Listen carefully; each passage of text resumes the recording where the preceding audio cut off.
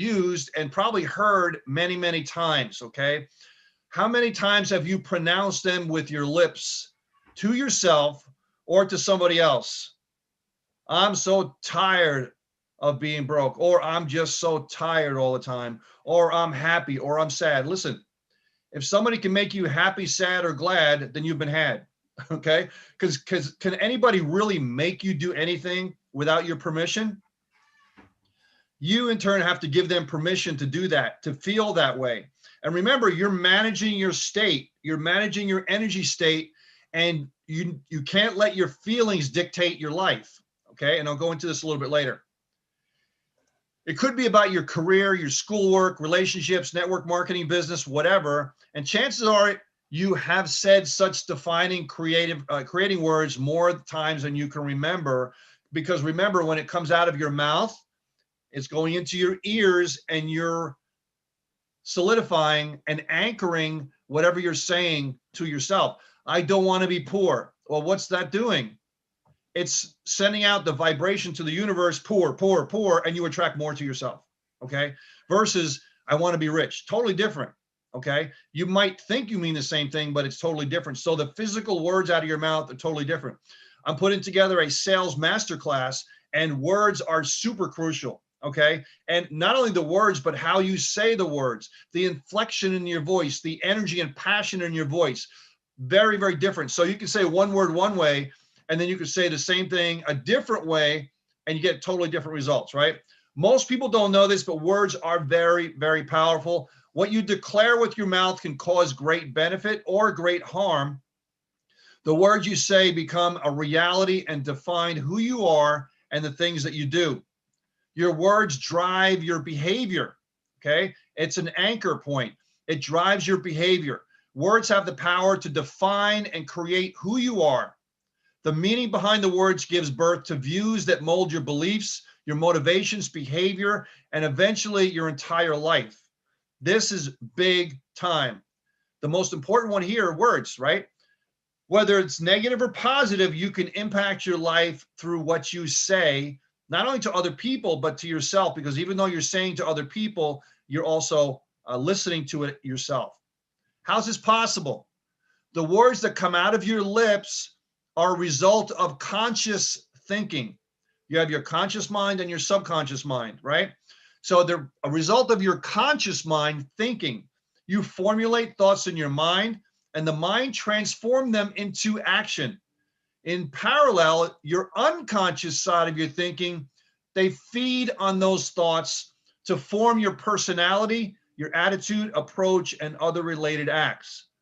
Okay, so conscious mind is saying it, the subconscious mind is absorbing it. It feeds on what you're saying, okay? The whole combination will define who you are and will impact your life and your actions and your business, okay? And your easy one of business. Let's face it, right? It happens all the way around. It's really hard to understand sometimes for people, but try to imagine yourself in a room full of people. Somebody shouts bomb from somewhere. How do you respond? What about the rest of the crowd? How do they respond? Right? Everyone hears the words and acts a certain way. Your whole body and your system responds without putting conscious thought into it, because your subconscious is reacting to the words given. Okay. In the Marines, we learned how to manage chaos. Okay. What we call managing chaos, which is kind of part of managing your energy state. Okay. So we can make rational decisions in the battlefield versus chaotic decisions, which get people killed. Okay. And this is kind of along the same thing. A lot of the stuff here I've drawn from my non-commissioned officer school training when I was in the Marines. So your words define your character.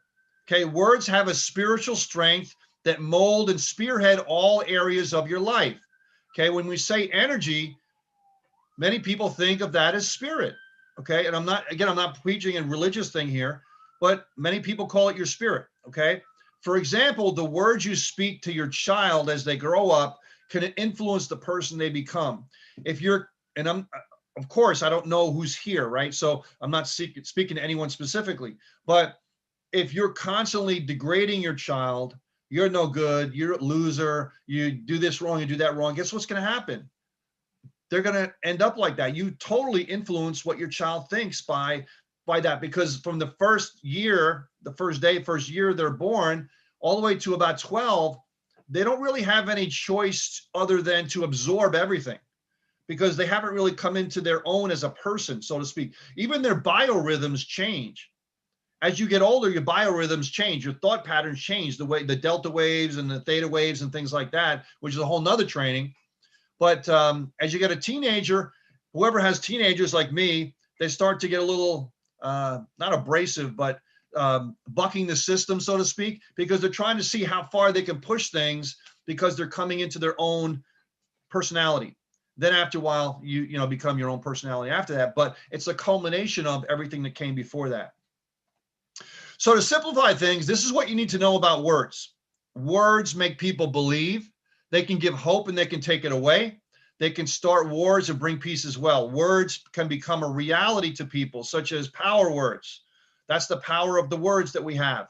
That's why you have to be careful on how you use them in your life. Now, what about prospecting? Now, this is not a sales totally presentation, but the words you use in your prospecting can really affect the person, but also the emotion in your words, the inflection in your voice. So like if I said, hey, this is Peter Wolfing, how you doing today? Would you think anything's wrong with that? For the average person, not necessarily. But if I said, hey, this is Peter Wolfing, how you doing today? You hear how my voice went up at the end, how it goes up instead of down? That's what I'm talking about voice inflection when you're talking to people. So it's the words, but it's accented by the voice, and it's accented by the emotion, energy and motion, emotion, right? So here's some examples that may resonate with you. I can do this. I can do this.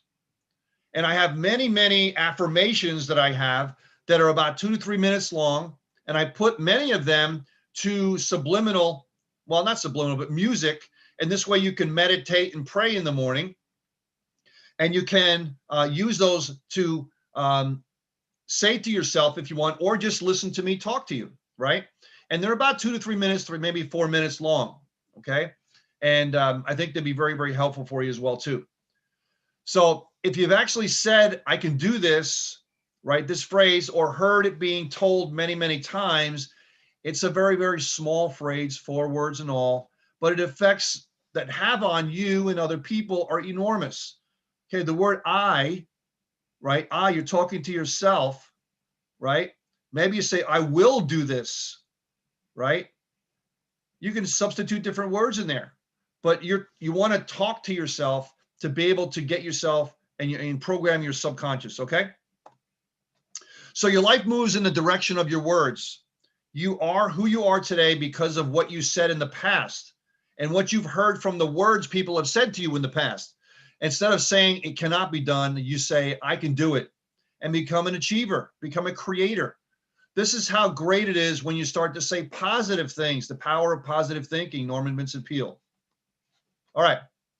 So all too often we find people self-confessing negative words like, I was born in this underprivileged network. This always happens to me. The government is giving it to me, right? All these things happen to me all the time. And you start to get reactive to everything versus things are happening as me. And that's more like you're speaking your reality into existence. Okay. Now, you want to be able to notice these things and become aware of what you're paying attention to. Okay. Pay attention to what you're paying attention to. Notice what you're saying to yourself. I was born in this underprivileged neighborhood, and this is where my life will end. Or my father was an alcoholic, and so was his father. Therefore, I'm doomed to be remaining an alcoholic, and so on and so on and so on. Right? When you start to utter negative words like this, you become a self-fulfilling prophecy. Okay? And your future is more than likely going to be the same way. Okay? There's a proverb that says, you are snared with the words of your mouth. If you allow your lips to say poor words, you have a poor life. If you don't speak in favor of your health, you will spend a lot of time fighting illnesses, mainly because of mentality, right? I'm sick all the time. I'm tired all the time. Maybe you're probably not, but you're telling yourself that, and eventually your body reacts that way. If you don't speak in favor of your financial prosperity, you may spend a lot of time trying to overcome your current financial crisis. Hey, listen, I say all the time, making my first million was not the difficult part. The difficult part was feeling that I was worthy to make the money, because I was programmed by the words said to me when I was growing up. I didn't think I was worthy to do that. And I kept on sabotaging myself all the time. When I would get a certain success, I would do things to sabotage it and go back down and I had to do some big introspection to be able to find out why. I actually spent money to go see somebody, a multi-million dollar earner.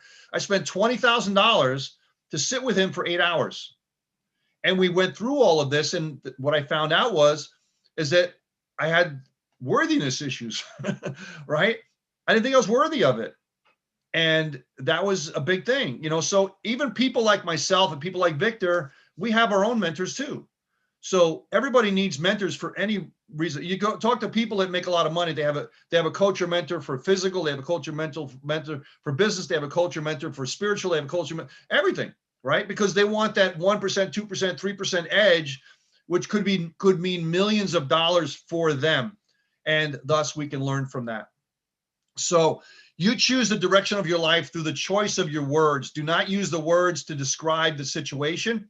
Use your words to change the situation. Wow, listen to that. Do not use words to describe the situation. Use words to change the situation. Let me give you an example.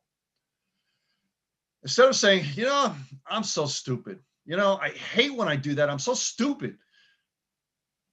Say something like this. Catch yourself and say something like this. Isn't that interesting?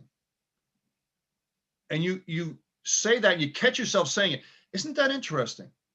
And say something like these very positive words. Up until now, I may have said that I was stupid, but now I'm making a different choice. Up until now. 3 simple words. Isn't that interesting? And up until now. And you reprogram your subconscious doing that. Okay. So don't speak defeat into your life. Adopt a positive attitude instead. You are not poor. You are not poor, right? You just have not yet found your wealth, right? Because the facts and truth about your life are 2 totally different things. The facts are that you may be poor right now, or the facts are that you may not hit your stride and easy one-up right now. But the truth is you can make it any way that you see fit, because you have choice. It just hasn't happened yet. You just haven't had it click yet. That's the truth of the facts. I'm sorry, the truth, right? So the facts are just what's happening now, but the truth is what you create to make it, right? And you can always change that stuff. Peter, before you go on, I want to share a little tip. Can Sure. I do that? Uh-huh. Something I learned from the late, great Jose Silva, who created the Silva method. I studied with him back in my 20s. And he taught me this little trick in hypnosis. If you catch yourself, you just say cancel, cancel, and then polarize it. So you say, okay, I don't have enough money to do this program that I want to, I want to do. Then what you do is you say cancel, cancel. You would say, I am creating the money I need.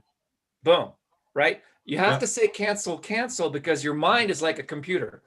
It's like your hard drive is full. You ever have that where your computer starts malfunctioning when your hard drive's full? Yeah. So you got to clean some of that out, and cancel just kind of cleans it out. So awesome. A little tip for you. Yeah, awesome. Great stuff. So whatever you do not go around cursing your future, but rather bless your life with positive words instead. Speak wealth and abundance over your life and that of your family. Speak health over your life and that of your family. Speak peace over your life and that of your family. All right. So closing out this section, invest in positive words for a positive outcome. You're like a gardener, okay? Words are like seeds. You give life to what you're saying. So if you plant the right kinds of seeds, you'll live the right kind of life. You're not going to get a redwood tree if you plant a cucumber seed, right? You have to plant the right seeds, right? You're going to live the right kind of life at that point. But depending on how you feed it, how you water it, how you pull out the weeds and so on, that's when you're going to give birth to that. We can't say how long that's going to happen, right? You have to give the miracle grow to it, and the miracle grow comes from you, right? So you reap what you sow is kind of another way to say that. So if you want to enjoy your life, if you're going to be having a life that's positive and inspires, encourages people around you like a world-class sponsor should, right? You have to plant the right seeds. And anybody can do it, and anybody can achieve anything with the right kind of attitude. And it all begins with the words you form in your own mind and express through your lips. All right. So if you're doing that and you're bringing people into your business, be careful of what you say to them and give them a chance to sprout. Feed them, be the gardener. And sometimes people will sprout right away, and sometimes they'll take a little while, but never give up on them. Okay. Because you never know when they're going to sprout and when they're going to start giving flowers. All right. All right. Next is the power of your thoughts. Again, energy management, channeling a calm mind to conquer your problems. And I said this before, managing chaos. I am a very calm person. Okay. Very rarely do I lose it. Okay.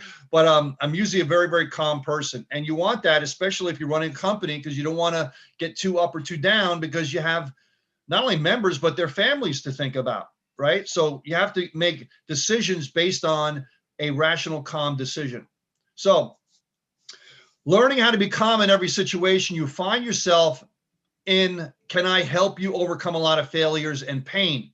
A lot of people are struggling with their past, their finances, their career, relationships, and so on, but they are failing to find peace in their lives. They fail to realize that the only way they can have peace in any area of their life is by having a calm mind.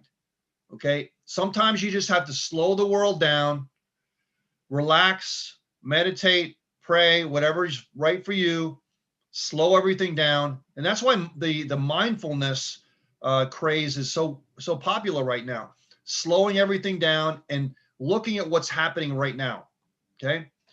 Remaining calm in the midst of chaos is not easy. I know it because I've had struggled with that a long time, but it's imperative if you are to battle the storms that are facing you and come out alive and sane. If you're prospecting and you're trying to earn money with this online thing, right? It's not always going to be easy. It's simple, but it's not always going to be easy. And you get frustrated, and that affects the way you speak to yourself, and that affects the way your next call is, and your next call is, and your next call is, right? But you have to conquer that, okay? Because you never know, the next person that you call on or speak to or introduce could be the person that you change their life or changes your life. So sometimes gentleness and calmness is the only thing you need to fight and win your battles. A gentle mind, gentle heart, gentle soul is all you need to overcome. I put this in bold for a reason. Most successful people use calmness to conquer their troubles. They don't go crazy. They use calmness to conquer their troubles. Many highly successful people or influencers have gone through many difficulties in their life. They never allow their situation to define them, and neither should you. Most influencers face their problems head on and manage to come out greater and better than they were before, because they look at that situation with a calm mind, take a breath, say, okay, what's happening here? Can I solve this one problem this way? Can I solve it this way? Can I solve it this way? Can I solve it this way? Can I solve it this way? Maybe they get a mastermind going, right? And have other people give them solutions to the problem. And if they can't, they learn from it and they move on. And they'll cut it out really quick. They won't sit and fester over it for a long period of time. They'll cut it out really quick because they've learned to recognize what to cut out fast and what not to. Okay. I'm telling you a lot of stories here. So I hope you're using the stories to motivate you, to keep you fighting, to help you win and never give up. This business that we are in right now is such a wonderful business. If I would have given up when I first got started, my sponsor quit, their sponsor quit, their sponsor quit, I wouldn't be here today, right? but I knew in my heart of hearts that it was solid, and I just needed to find the skills. And I just said, listen, if it's not there, I'll make it. If it's not there, I'll figure it out. And it just took me a while to figure it out, but I'm glad I did, because I have a life like most other people don't. Okay. So, and you can do the same thing too, right? You just got to give yourself a chance and get those skills going. Okay. There's only a few core skills that you need to get and need to master. And it's not going to take you thousands of hours to do that, but you have to master some of them if you want to get some exceptional success. So seeing the importance of steadfastness and the power of the mind, several history makers have decided or dedicated their lives to helping people who are going through the same things they went through to overcome. Realizing that you're not alone and that you can weather any storm that comes into your life is the main thing that they bring. It's called sovereignty. Master of your own domain, right? That you have it's up here in your head that you can say, listen, even if they strip me of everything, I can do it again, right? If you work out and you got muscles and you stop for a while and the muscles shrink, guess what? I can do it again and it comes back even faster, right? So if you've made money before, you could probably make it again. So you have that calmness of mind, which is a jewel of wisdom. Now I'm going to talk about Oprah Winfrey, the billionaire, as Bernie would say, the billionaire. Now, Oprah Winfrey was born in rural Mississippi, and circumstances she was living under were not favorable at all or encouraging to leading the life most people dream about. Now, if you ever go on Facebook, type in my name and look up 1962 Cribs video, or 1962 Cribs video. I think that's what it is. And that's where I actually go to the house that I was born in and that I grew up in, and I show you it's still there. It's a shack, people. I wasn't born with a silver spoon in my mouth. I had every reason not to be successful. But if I can do it, you can do it. That's why I'm telling you that. Look up that video. I physically go there. The house is still there. Okay. The only difference in the house is that it has aluminum siding on it. It's really small. It's really, really, really small. My sister would tell me stories that they had to put newspapers on the windows because we didn't have heat in the wintertime. I had to go to school with socks for gloves because I had no gloves. So, and I'm not telling you that to say, oh, I feel sorry for me, but hey, you listen, guys, you can do this. You can do this, okay? Now, Oprah was born in poverty, and the people she met on her journey to success were not making it easier. She had a very tough life to begin with. She suffered emotional abuse and was often told she didn't have what it takes to be the kind of person she wanted to be. Fortunately, the billionaire in her refused to pay attention to such remarks and chose to continue pursuing her dreams. Knowing what she wanted and knowing what she was capable of was all she needed to focus her mind. Her resolve also made it easier for her to block out negative complaints and negative compliments and complaints, and helping her to get back up whenever she had a disappointment. Despite being told no countless times, she started her talk show in 1986. Oprah Winfrey Show helped out a lot of people going through the various problems by offering them advice and helping them with their difficulties. Oprah often spoke about the pain she faced as a young woman and what got her through the pain. She offered help to millions of people around the world and changed their lives completely. Okay. She embraced her past, and people identified with that. Her determination to stand by what she believed in and focus on bringing her vision to life made it possible for millions of people to overcome their difficulties later on. If she didn't have a peaceful mind, or at least fight to have a calm mind, she wouldn't have achieved anything close to what she achieved. She says, the great courageous act that we must all do is to have the courage to step out of our history and past so that we can live our dreams. That's why you need to always have a calm mind in good times or bad, because there's always up, okay? Even if you're down, there's always up. That's the law of polarity, right? There's always positive, negative, days, night, cold, hot, poor, rich. There's always opposite. So if it's physically impossible to not have rich if you have poor, because if you did, it would be chaos. There always has to be an opposite, right? And so this way, if you're on one end of the spectrum now, you can go to the other side. You can, okay? So you may be facing certain problems that you feel you can never find solutions to. You may have exhausted all the tricks in the book without any luck. You may have tried everything in your easy one-up business, but nothing seems to be working. Keep trying, okay? Keep trying. Take smaller steps and learn the skills necessary, and it'll click. Don't despair, because there is still one thing you haven't tried, and that's training your mind to stay calm. And I can also put on there as well, feed your mind, feed your emotion, feed off of my belief, feed off of, say, pick someone that you identify with, feed off of their belief. And I would say, get on these calls and Zooms. We're always real positive. You could feed off my energy all day long, because I have plenty.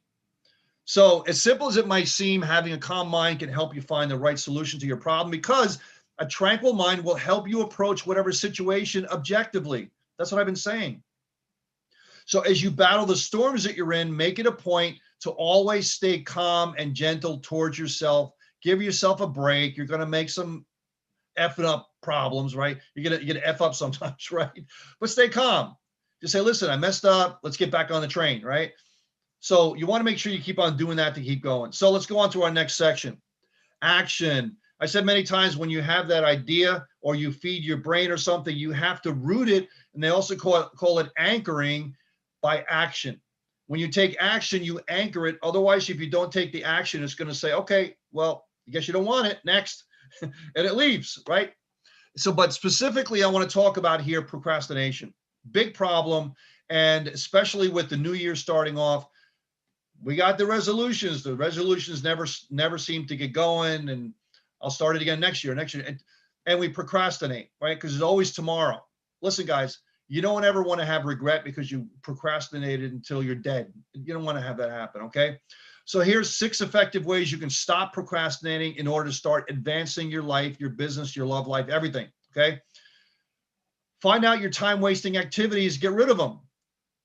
Look at everything you're doing through the whole day. Itemize it. Write it down. Don't just think about it. Write it down. What are these time-wasting activities that you're doing all day? I bet you there's a lot of them. I don't have time. Well, you're doing stuff that's just eating up your day, right? And I'm sure you could find a lot of time if you gear it towards whatever's important in your life, okay? So knowing your time-wasting activities can help you stop them from interfering with your work.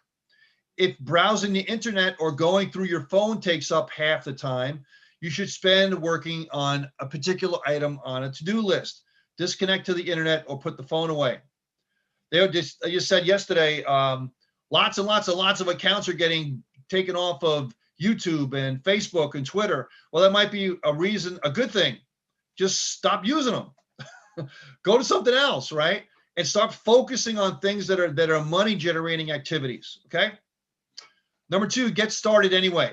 Even when you don't feel like starting, because feel is an energy, right? And you're managing that feeling. Because even if you don't feel like starting, you got to force yourself to do it.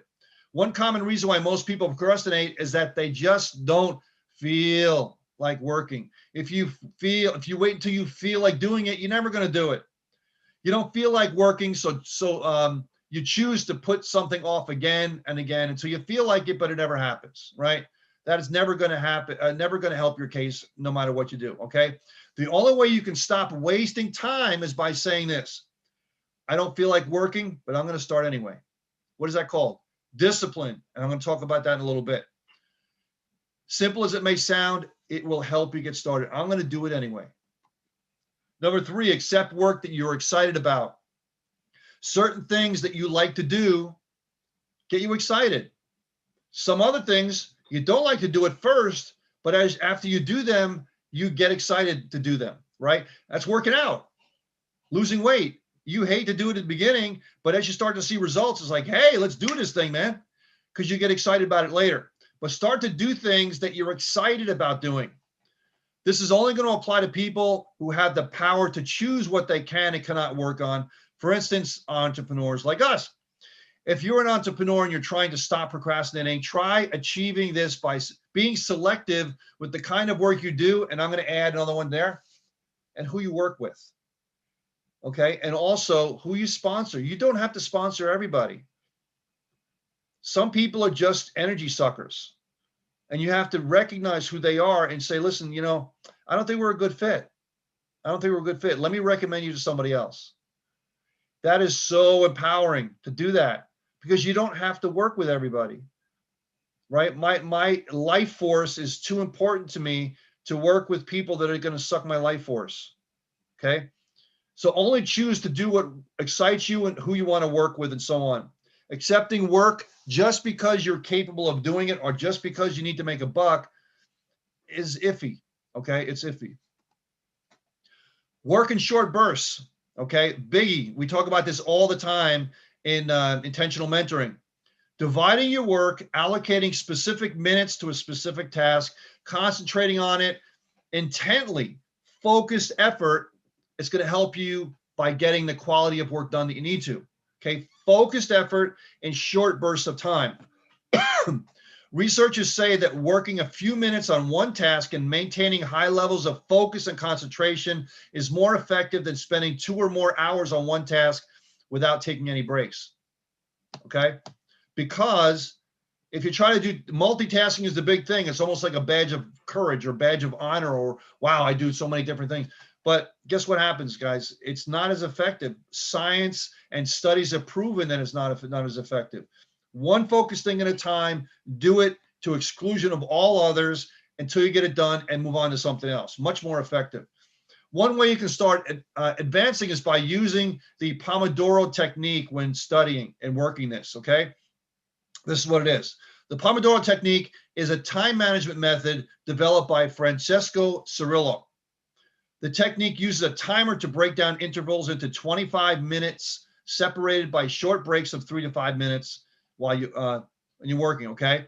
Take 15 to 30-minute breaks after completing 4 work periods, okay? Short bursts. There's a little octagonal clock that I show you sometimes that I have on my desk that you can just turn it. It's 15 minutes, 30 minutes, 45 minutes, 60 minutes. You don't have to turn dials or anything. Just turn the clock and it starts over again. So it's a great timer.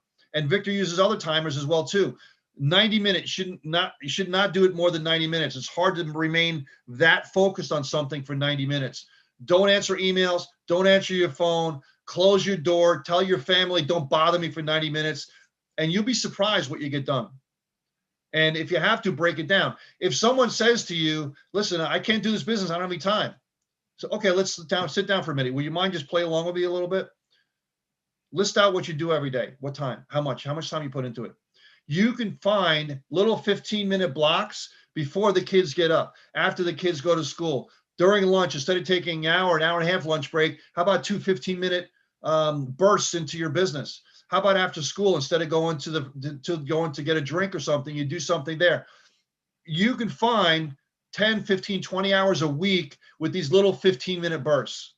And so I don't have the time is not necessarily the right answer. The other thing it could be is that you haven't given them a reason to say this is valuable enough for me to put my time into it. Okay. And then you might have to rethink about what you showed them and maybe show a different tactic or a way to show them how valuable it is in their life. Start telling yourself, I may still be angry, but I have to work. I have work to do. I was mistreated, but that won't stop me from going to work, right? Nothing is going to stop you, right? You have to have this attitude that's going to work in your favor, especially when you start realizing that your job or work has nothing to do with your feelings. Your job or work doesn't care about your feelings, right? But your job or work can be devastated by your feelings. So you have to understand that and say, listen, I'm going to do it anyway. You'll be held accountable based on your work that you produce, not on the way you were treated or you were felt or that you felt. Okay. Number 6, last one. Use your past achievements to inspire you to work. That could be as simple as making your bed in the morning, past achievement. Other things you've done, past achievements. Whatever your past achievements are, it could be as simple as possible. Your past accomplishments will inspire you to stop wasting time and stop putting off everything for another day. When I was losing weight, the past achievements was, wow, hey, I lost 3 pounds. Let me see if I can lose 4. Let me see if I can lose 5. Wow, I did 3 or 4 or 5. Let me see if I can lose another, So I used the past weight that I lost to be able to inspire me to go and get more. But I didn't say initially, I want to lose 55 pounds because I'm never going to do it, right? But I can lose 5, I can lose 3, I can lose 1, I can lose 3, that type of thing, okay? So in the interest of time, let me speed up a little bit more and go on. Discipline, the power of discipline. This is going to determine your value, okay? Discipline determines your value. Are you here at all of our sessions? Do you do what we ask you to do? Do you practice on building your funnels? Do you practice on talking to prospects? Do you practice in front of a mirror? These are all discipline things that you need to do to be able to get your skills higher. Do you practice on copywriting, right? Skills. So there's so much that self-discipline can help one achieve in life, okay? And it's also consistency too. Self-discipline and consistency are really close to each other. It includes how we relate to people in our social spaces, the quality of our relationships with our children and parents, the quality of romantic relationships, and our performance academically and professionally. Our discipline or lack of discipline determines how we are generally perceived by others and how they choose to relate to us. Disciplined people respect, okay? They might say, oh my, you're going to the gym again? Wow, but they respect that, okay? Discipline trains us to follow a certain routine. Wow, you're on every one of these calls. Wow, you're on every one of these Zooms. And they see that, they say, wow, this person's dedicated. Discipline, consistency, right? This forms our habits, and our habits, and it helps to form our habits, and our habits help to work on our character, okay? Our character and how we relate with others form our reputation, what we are known for, okay? And reputation is important. Our reputation then is what determines the value that others can pay us, okay? So if you have this reputation and this discipline, and people see you doing things, guess what? They start to come toward you. Like I said, money and your environment start to come towards you as you start to do these things. It can't help not to, because that's the way physics works, right? It just comes toward you. Then you have to be able to recognize when it comes to you that you take action, to embed it and anchor it in yourself to take action, okay? Our value is not determined only by what others think of us, right? We don't want to keep on pleasing them and so on, right? Doing it just because people think of us a certain way. As much as it's important to create a good image of ourselves in our social or professional places and spaces, how we value ourselves is even more important. So it's what other people think of us is important, but how we personally value ourselves is even more important. Self-esteem, right? It's the fountain from which all of our energy that comes out. It's where everything flows from, and how we value ourselves. Do you have a good image of yourself? And again, you can reprogram that. I'm not so worried about that, but you have to put energy and effort into doing it. Valuing ourselves is also the foundation of mental health. Can you still feel how valuable your life is without validating from people around you, or validation from people around you?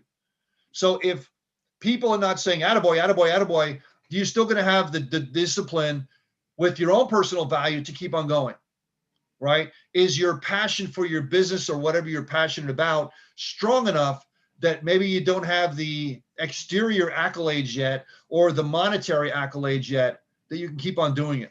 And that's where this inner mental health portion comes in. So I'm going to give you some bullet points here, okay? Let me see what time we got here. Okay, just a little bit. Dedication or commitment, okay? This is the ability to commit or dedicate yourself in whatever you do if it doesn't make you successful at one point, okay? In the workplace, you become a person of value, someone who is known for getting things done. Like I said before, the way you're paid is the relationship of your value to the marketplace. And it's the same thing in network marketing. It's the same thing in affiliate marketing. So you have to concentrate on getting more value and having other people see the value that you have. A disciplined person performs activities regardless of their feelings, and they keep their eyes fixed on the goal and the bigger picture, okay? Especially their vision. Dedication and commitment are also the best investment somebody can put into their relationships, okay? Dedication and commitment to your significant other. Now, I made a mistake when I was younger. I was so focused and relentless on my business that I didn't give enough dedication and commitment to my significant other. had problems. Okay. So you have to do that as well too. So if you seem to love and know what to do at work, school, and so on, and relationships, people value you and want to be associated and be around you. Okay. They look for you for guidance and inspiration. Number 2 is time management. Okay. I'm going to go a little faster because I'm running out of time. Discipline teaches us to value and properly manage our time. Next one. It's also about making proper use of our time, knowing to do things at the right time, and giving each area of our life time it deserves. Because most of the time, like, I'm very focused, so I'll spend too much time on one thing and not enough on another thing, okay? By doing this, it makes you more organized. You can meet deadlines. You can rarely find yourself in positions where you feel like you've wasted time. Number 3, knowing the right things to say to the right people and at the right time. Hello, prospecting people, right? Knowing the right things to say to the right people at the right time, right? That's super important. And that just takes practice. Having somebody in your life who knows what to say, when to say it, and who is the best thing in the world, and you can be one of them, okay? Only a disciplined person can do that. It takes somebody with a good filter skill, okay? Good filter skill. And we talk about that in the sales masterclass that I'll be launching soon. Now, how being this discipline determines your value, it's evident in the derogatory terms used about people who do just the opposite, right? Big or long mouth, for example. Showing respect to others and their affairs earn you respect. Discipline enables you to think first and act afterwards with a calm mind. Number 4, you have good listening skills. That is important with prospecting, with talking to people, right? You listen, ask them questions. What are they telling you? What's the information they're giving you? Based on the information they're giving you, your mind's going, right? Okay, they said this, they said that. They feel about this, they feel about that. And in your mind, you're adjusting your presentation on what you're going to say to them and what you're going to show them based on the personality type they are, based on the economic situation they're in. It's not a sledgehammer presentation, one size fits all. And that takes practice, okay? Being able to recognize that takes practice. It's almost like they try to circumvent that by having a specific avatar, not being the same, not being everything to everybody. You're looking for a very, very specific type of person, but you don't know that offhand when you're talking to people. And sometimes prospects come in, you don't know offhand what the type of person they are, even though you tried to target, but you still have to think about this when you're speaking to them, and you get this feel after a while, okay? People who are disciplined enough to take time to listen are often respected for their ability to invest time in processing about what's being said, okay? And you're acquiring wisdom on these fundamental principles, okay? Setting boundaries. Having boundaries helps you stick to who you are and what you stand for. It gives you direction and protects you from anything that's going on in the opposite direction. Okay. Setting boundaries is super important because we have a focus problem. What the focus are you talking about, right? We have a focus problem. You have to set boundaries, people, because you could get sucked into a million different directions and get nothing done. You make mediocre money because this looks good and that looks good. You have the entrepreneur disease. I never saw an opportunity I didn't like, right? You have to have some focus. It means setting boundaries according to what your vision is and your goals to accomplish that, okay? So let's move on to the next one. Patience and persistence. Being patient with yourself, knowing that it's going to take time, okay? It's going to take time. How long it takes, I don't know, okay? That depends on how much you feed yourself with the information that you need and how much you act on that, okay? The ability to wait for things that's right for you and the ability to keep going even when you face challenges increases your value in so many ways. You become a strong person. You learn delayed gratification, right? You learn from experiences and so on and so on, okay? So you don't let that stuff affect you. You know that it's inevitable that things are going to happen. And again, I said it's all physics. It's the laws of the universe, as I talk about all the time. Laws are laws. Laws don't care whether you believe them or not. They're just laws, right? They happen regardless. If I jump out of my window here, I'm going to hit the ground. So whether I believe in gravity or not, it doesn't matter. So the laws of the way money works, the way the money flows, the laws of attraction, laws of polarity, all these different things, law of compensation, all these different things, they work no matter whether you believe them or not. But if you do, guess what? You can mold them to really manipulate your life and your environment to have that capitalize in your favor. Okay. So this includes avoiding acting out of desperation, which can land you in situations that will always, you're going to be regretting, or in the hands of people who will make you feel like hell because you're making desperate decisions, right? So stay out of those decisions if you make proper decisions before and you don't procrastinate and all these different things. All the different things I've been talking about are all molding together, right? Summary: self-discipline enables you to live a meaningful life, which is of value not just to yourself, but other people as well, okay? Most importantly, yourself, okay?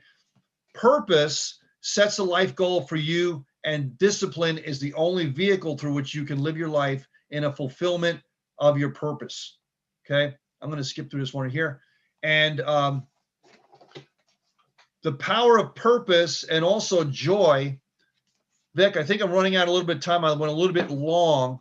So I think right now, Peter, I think I might have to stop because I'm running out of time. so we almost have reached the capacity.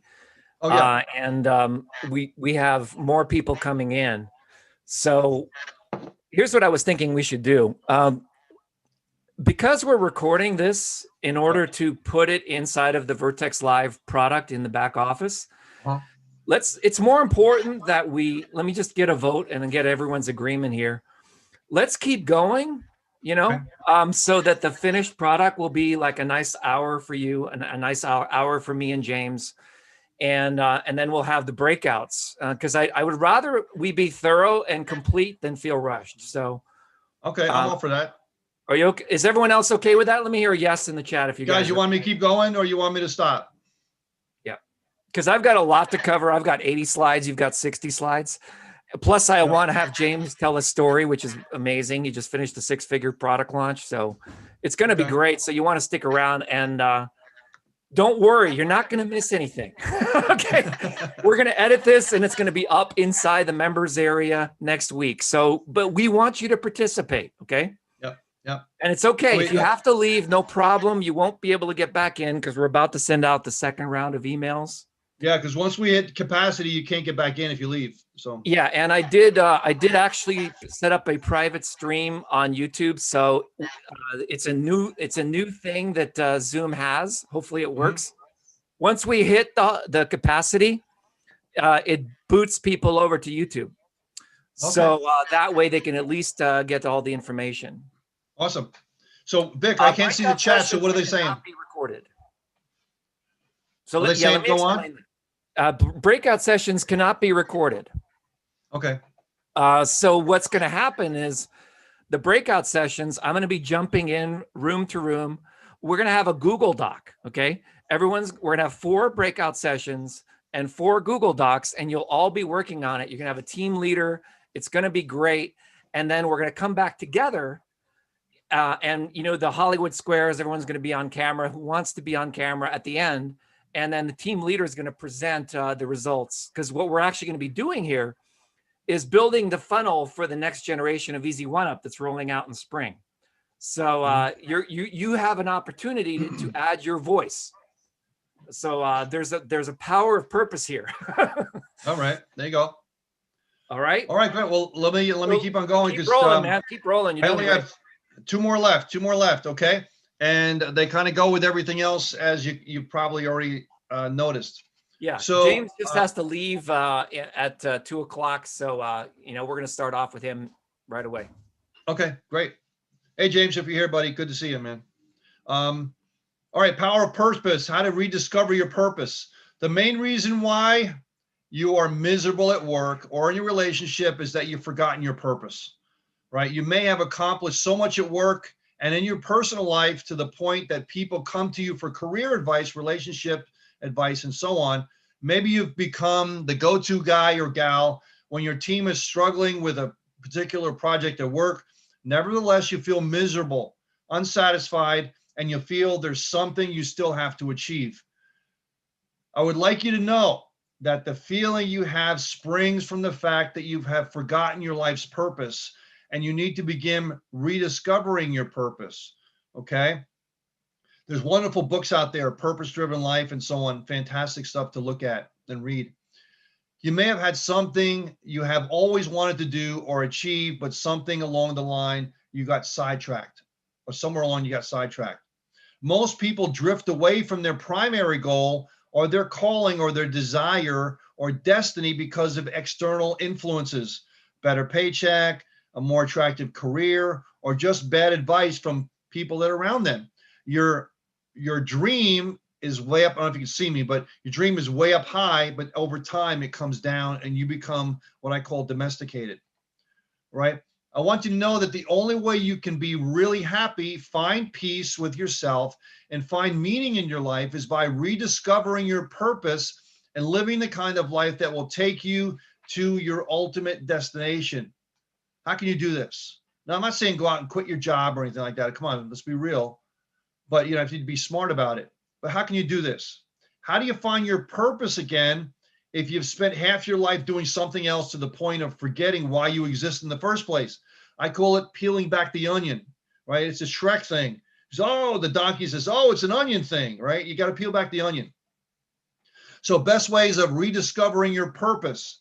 Take time to think about what you've always wanted to be, right? Take time to think about what you've always wanted to be. Do that in prayer or meditation. Have you ever sat down and thought, I can't remember my calling. I can't remember my purpose. What's the difference I am supposed to make in people's lives after spending most of your years doing things you should be doing and shoulding all over yourself? That's not a surprise. People lose their way sometimes, but what matters is that you have realized the importance of finding your purpose again. That's the most important thing, okay? And this is not something you're going to figure out in a day, okay? This is a living, breathing kind of document type of thing, right? So set apart some times to really think about what your calling is, right? You're going to have those moments of ideas come in and inflections.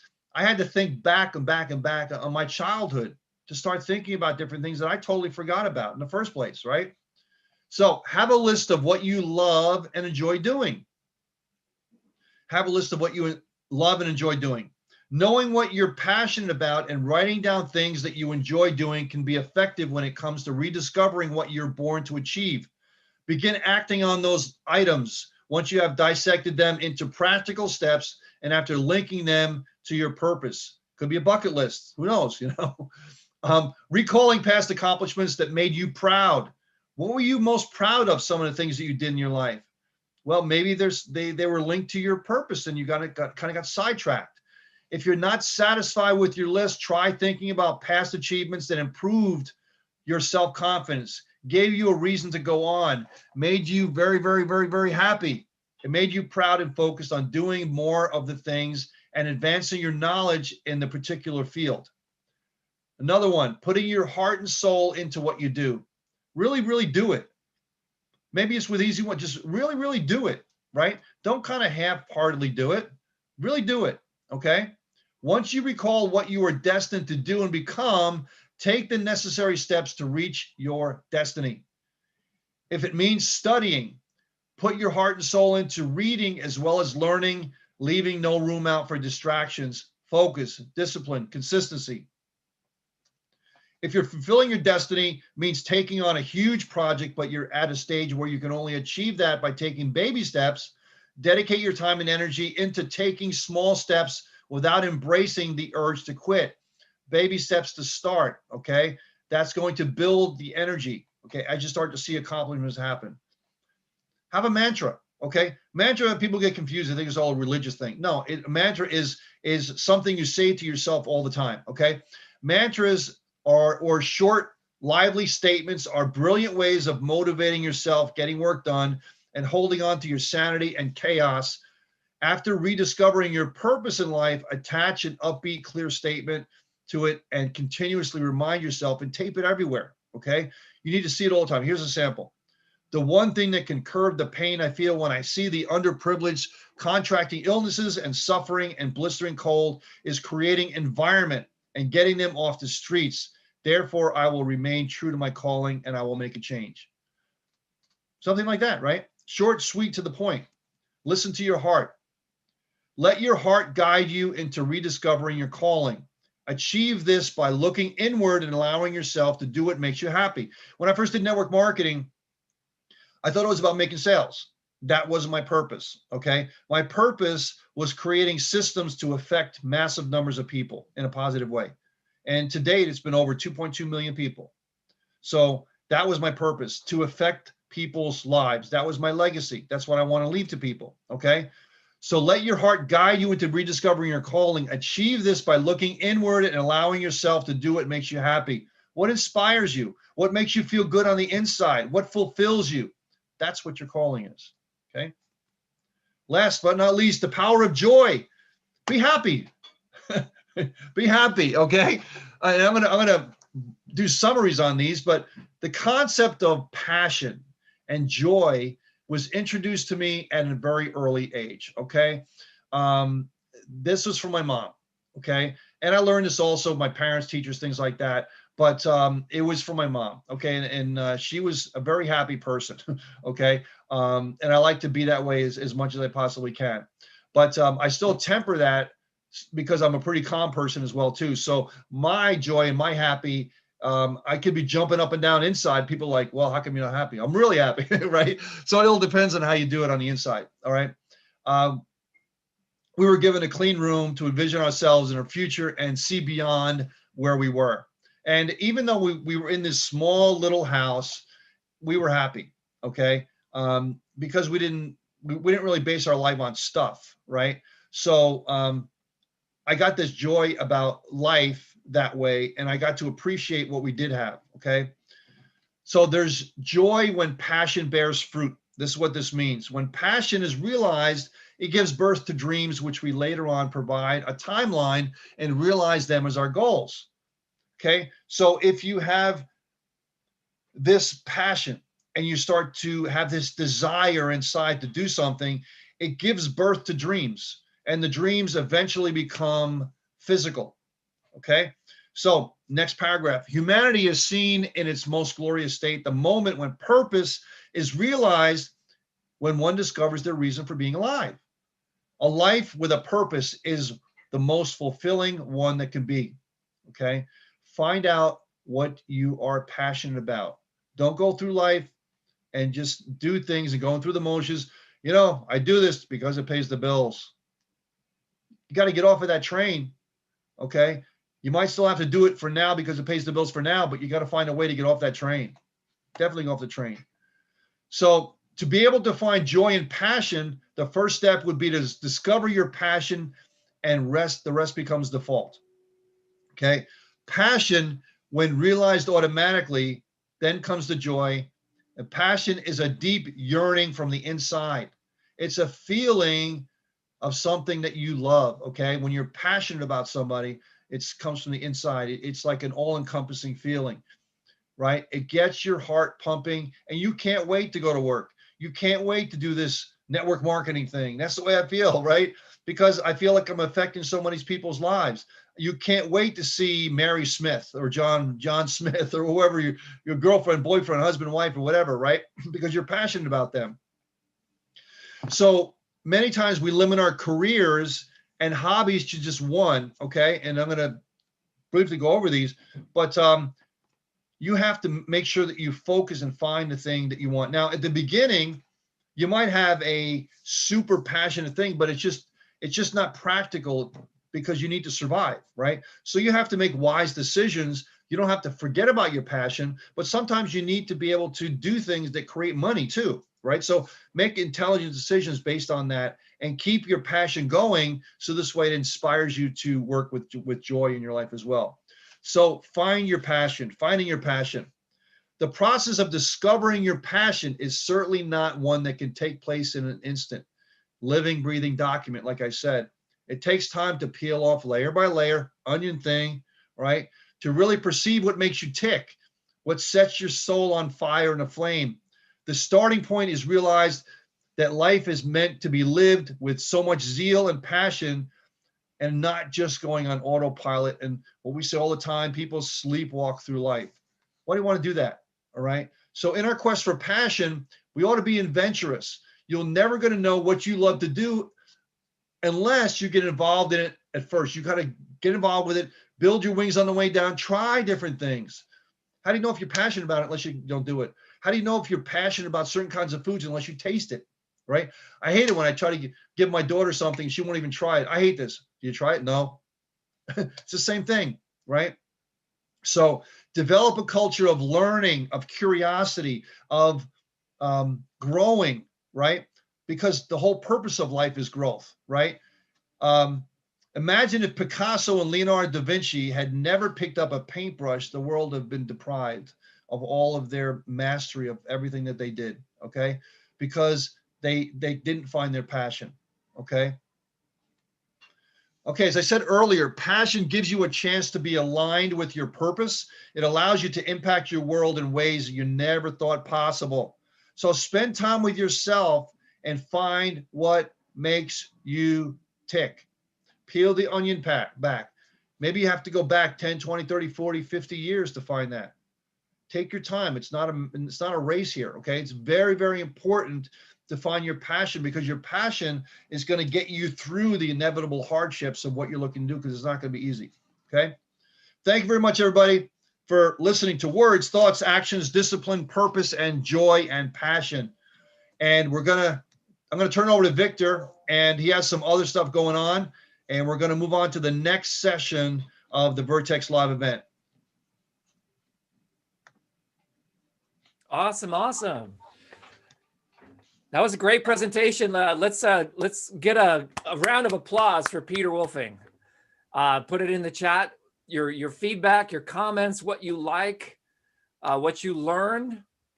And I want to know what you want to learn. James will be joining us here as a panelist. Let me make him turn his video on. James Neville, superstar. Yep. I love this guy. I got to meet him twice at the Marketers Cruise and also at the event we did last year in January before all the coronavirus hit. Hey, Peter. Story. How's everyone doing? Can you hear me okay? I can. Yes. Yes. Jeez, it's funny. When I looked at that plaque in the back, right above your head, yeah. I thought it said Zook. I thought it said Zook too. Yeah. What is that? That means 200K. It's not Zook. 200K. Yeah. I've never looked at it before. Zook. Like that, what's Zook, man? Tell me about Zook. 200K. Now I've seen it, I can't unsee it. That's funny. All right. Hey, thanks everybody. I'm glad you enjoyed what I had to say today, and hopefully you find it beneficial for you. So let's move on and cover some other great stuff. Okay, so I've got a little introduction, and then we're gonna do a little bit of an interview. Can you see my screen? Yeah, I can. All right, and I want to thank everyone who came here early. I want to give you guys a free gift. This is a double meaning, okay? Capture pages need to be really super simple. And most people don't understand that if you do a good job by giving tremendous content and value before you ask them to opt in, you get a huge conversion rate. So if you want a free gift of 5 songs, it's my EP called Winter Light. You could just go to pianoalchemist.com. I'm also going to email you 4 hours of music that you can listen to on YouTube, because this is my new direction for 2021. So who am I and why am I working with you? Well, I work with Peter. I'm Peter's tech guy. I'm the Merlin and he's King Arthur. And I love that role. It's very clear on our roles, you know. He can be Aragorn. I'm happy to be Gandalf, you know. And these are some of my brands. EarthGrid is my search engine. Search Triggers is my SEO software. Facebook Relevance is my Facebook training. Email Relevance is my email training. Tube Relevance is my YouTube training. And SociSnap is my social media software and editor. And I live the lifestyle of the online entrepreneur. This is a little bit about me. I got my start in the online space in MSN, the Microsoft Network, in 94. That's actually now 27 years. This is an older slide. I'm also a moderator in a Facebook group by one of my friends. And I just want to talk to you a little bit about Facebook just for a few seconds, because it's one of the easiest ways to grow and build your business. However, most of you really need to learn email marketing, because if you're not making money in your business, then you're not doing email marketing. And we're going to be talking a lot about the distinction between Facebook, YouTube, Google, and email marketing. So I have a private group of customers only that has 497 members. And it's always good to be a moderator in a group, you're part of a team. And so our group has 7,000 members. So my focus for 2021 is very different. So put in the chat, what's your focus for 2021? I actually highly recommend, this is a tip I did. I go to my hard drive and I made a folder called Focus, and I only put a few things in there. Okay. So what's your focus for 2021? Please answer that question in the chat. James, what's your focus for 2021? My focus for 2021 is more balance. I've been crazy focused on work for the last couple of years. So now I'm balancing out my relationships and health, as they've suffered a little bit from all the work that I've been putting in. I love that. I love that. How about you, Peter? What's your focus for 2021? My focus is to move out of New York, move to Florida where it's nice and warm, get by water, and write some more. Nice. Awesome. Awesome. Well, my focus is streaming. One of our friends is actually now making $1 million a month in streaming revenue just from music, right? So I'm learning about the streaming space and I'm focusing on streaming. Well, in order to get there, you have to spend money, right? You can't just start off and start, becoming an internet sensation with streaming revenue without spending. So that means we have to generate a lot of money together this year. And that's one of the reasons why I chose the right mentor, Mr. James. I'm going to introduce James Neville Taylor. He is the world's first certified partner in Builderall. After I said no to 7 other people who wanted to recruit me to Builderall, I finally said yes to James. And I'm going to ask James a few questions. He just placed number 2 in a contest that ended. You were number 1 for like a week, and then all of a sudden, it's tough. You're spending all this money. You want a car. I can see there. You just finished doing a product launch that did multiple 6 figures. And what I love about this slide, I made it together because I realized, look, okay, it's so simple. And you built this page in Builderall. You've got like a record, right? You look like a platinum record. That's actually something from your wall.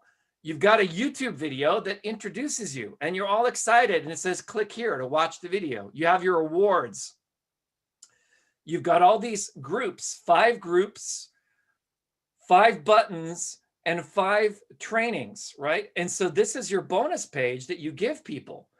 And so what I want you to do, all of you in the audience, and I'm also going to be making a page like this with James because James is on my team in Easy One Up, right? So James will be working with us to help build these funnels, getting ready for the spring update, okay?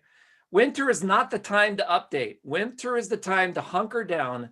And as soon as spring comes, we're going to be doing some major changes in Easy One Up. And Peter could talk about that when we move into the breakouts. But I just want to show you, you don't even need a big group, okay? James's group has 3.6 thousand members, and his MAB VIP community that I'm part of, people paid anywhere from $1,000 to $2,000 to be there, okay? You can do the math yourself. We're not doing any money proof. And here's the thing. if James and I can build a solid, ethical business without having to do money-proof screenshots and paste them all over Facebook, so can you.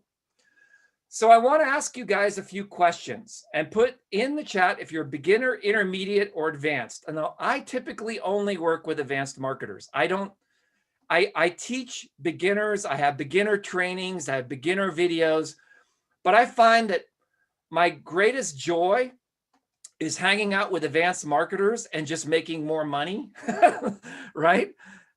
Yeah, like Peter and James. So I'm going to stop sharing. We're going to come on cameras. James, let's move into gallery view. With Peter, you can see all three of us here. And if you want to come on camera and be in the hot seat, please raise your hand.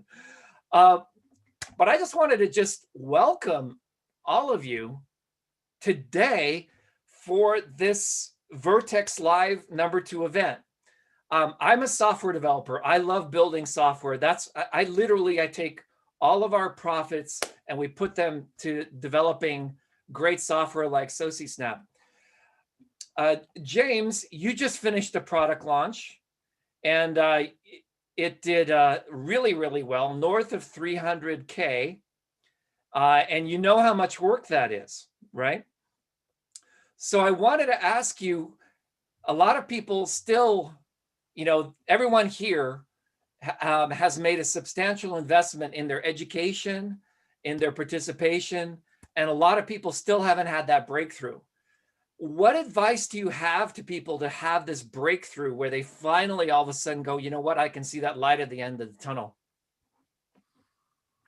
That's a tough one. I mean, for me, all it was just bullheaded persistence. That's what I can attribute most of my success to, is just bullheaded persistence and not giving up when most people would have thrown in the towel. It's mathematically impossible to fail when you just don't give up. As long as you keep pushing towards that finish line, you're going to get to where you want to be. And another big thing for me has been networking with people like yourself, with people like Peter, and building that network. It really is true what they say. Your network is your net worth. So all the traveling that I was blessed to be able to do before the pandemic hit was a big help as well. The traveling, the networking, and everything else. But like I say, the biggest thing that helped me more than anything was just being persistent and not giving up. I persisted for 6 months, was tens of thousands of dollars in debt before I started to see my first commission. Most people, as you know, they'll quit 6 months, 6 weeks, sometimes even 6 days into a new venture when you have no idea how close you are to that breakthrough moment, So no matter what, no matter where you are, if you literally just don't quit, you're going to get to where you want to be in the end. Wow. Yeah. So, but you also did some humbling activity. You were copywriting, you were doing email sequences, and you were working directly with the CEO of Builderall for a number of years until you actually had your own breakthrough. Can you tell us a little bit about that progression? Because I think a lot of people think that they can just come into this industry completely green without a mentor and all of a sudden start making money. And I think, the reality is that it's good to work with people, right? Yeah, absolutely. I mean, I was actually making good money with affiliate marketing before I started working with the CEO, before I started working with Builderall. I chose to work with Builderall while I had a good affiliate marketing income coming in because I believed in the product, because I wanted to help out. I studied copywriting a lot. I studied a lot of different marketing materials. So they saw the value with hiring me to come on and do their copywriting and do their videos and stuff. So the reason I started working with Builderall, it wasn't for a need for the money to be working with them. It was because I believed in Eric, the vision that he had with Builderall, and I believed in the product. Yeah, and I believe in that vision too. And that's actually how I got into Easy One Up, was when it first got started, they would have these calls, and my friend John would be the MC, And then this man came on with this great voice, and I said, I'm going to work with this guy. And then I joined the Easy One Up crew, and my sponsor is here tonight too. I was telling Peter, I kind of like recruited him back. He was doing other things, and what I love about Easy One Up is it's that one time only, right? You join Easy One Up and you're a member for life. And what I love about that is we're going through an evolution. And I don't know if you've looked at some of the trainings back there, but they're really, really covering the beginner, uber, super beginner, up to intermediate. And then it gets really, really advanced really fast. So there's a lot of great training back there. However, a lot of the current techniques and the current strategies, you can blink, right? And they're already changed, right? Just in the, it's like you have to have a new marketing strategy of the week, right? But there are a few things that are tried and true that, I started learning marketing 30 years ago with Mark Victor Hansen as a student, right? I was in a mastermind with Robert G. Allen, who wrote Multiple Streams of Income. And we were doing this copywriting course. And at that time, there was no email marketing. It was all direct sales with mailing letters, direct response marketing. And so can you imagine being a student together with the co-author of Chicken Soup before he wrote the Chicken Soup for the Soul?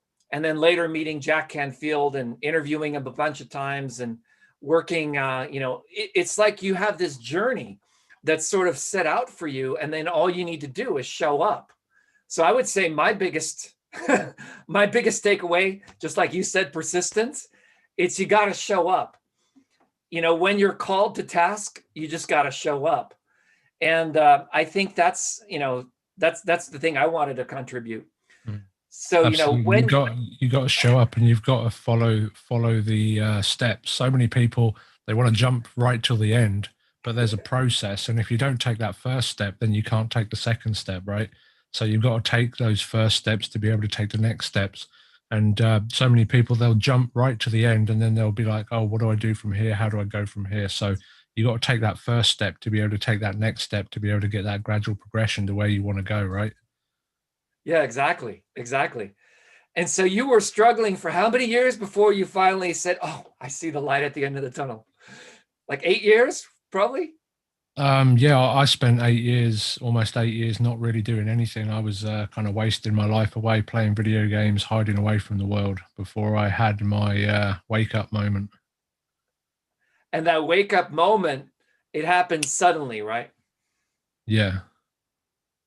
Very suddenly. Very suddenly. And it happened at a moment of humility, right? Mm-hmm. So what do you think was the tipping point?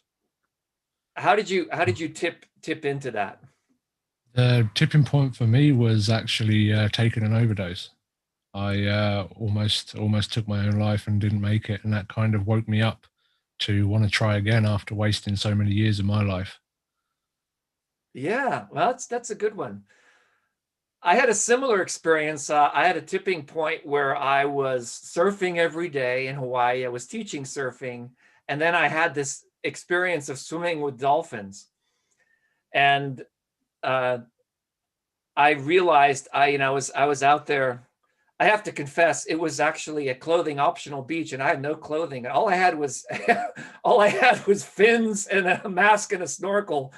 And I was swimming with these dolphins at this private beach in Hawaii. And the next thing I know, I was chasing after them. And then I realized, I caught a riptide. And I was like a half mile out at sea, completely naked. So I had this humbling moment where I got, I said, all of a sudden my leg cramped. And I noticed that the more I tried to paddle toward the shore, the more I'd be pushed out. So then I just sort of laid on my back. I said, okay, this is it. It's time to go. And then this little voice in my head said, no, go at a 45-degree angle. And so I thought, wow, okay, that's going to be crazy. It was a little bit embarrassing, but suffice it to say is if you paddle at a 45-degree angle, so you're not fighting the current, you're allowing the current to move you at an angle. And I ended up several miles down the coast, being completely naked, showing up on the beach, having to find my shorts before I could get back up. But it was a very humbling experience. And that was my turning point where I realized, you know what, something's got to give. I need to change my life. I need to have a breakthrough. I need to turn something around. So once you had that, then you started making money. At what point did you go into this automation? Because you've now created this amazing automated system. You've built funnels, you've built capture pages, and you found that the simplest capture pages oftentimes do the best. And I'm going to share some of them here in a moment, because we're going to talk about lead capture, which is what everyone came to hear us talk about. But one of the things that I learned is a lot of people have this notion that people want to get an ebook. They want to get some sort of a free gift. They want to get something like that. And what I've learned recently is that a lot of people just want to get to the other side, right? They want to see what's on the other side. And that's actually the simplest kind of capture page you can do, is just have people register to see what's on the other side. But a lot of the marketing, and pay attention, this is so important, it happens even before you ask them to opt in. Wouldn't you say that's really what it is? It's your presence, it's who you are. Absolutely. One of the most powerful things you can do on an opt-in page is invoke curiosity, make them want to know what's on the other side of that opt-in form. Yeah, exactly. So let's fast forward to last year. Tell us a little bit about what you did last year, and then I'm going to give people a link to sign up to the free training that we have. It's called teambuildingexplosion.com. I'm going to put that link in there while you answer that question.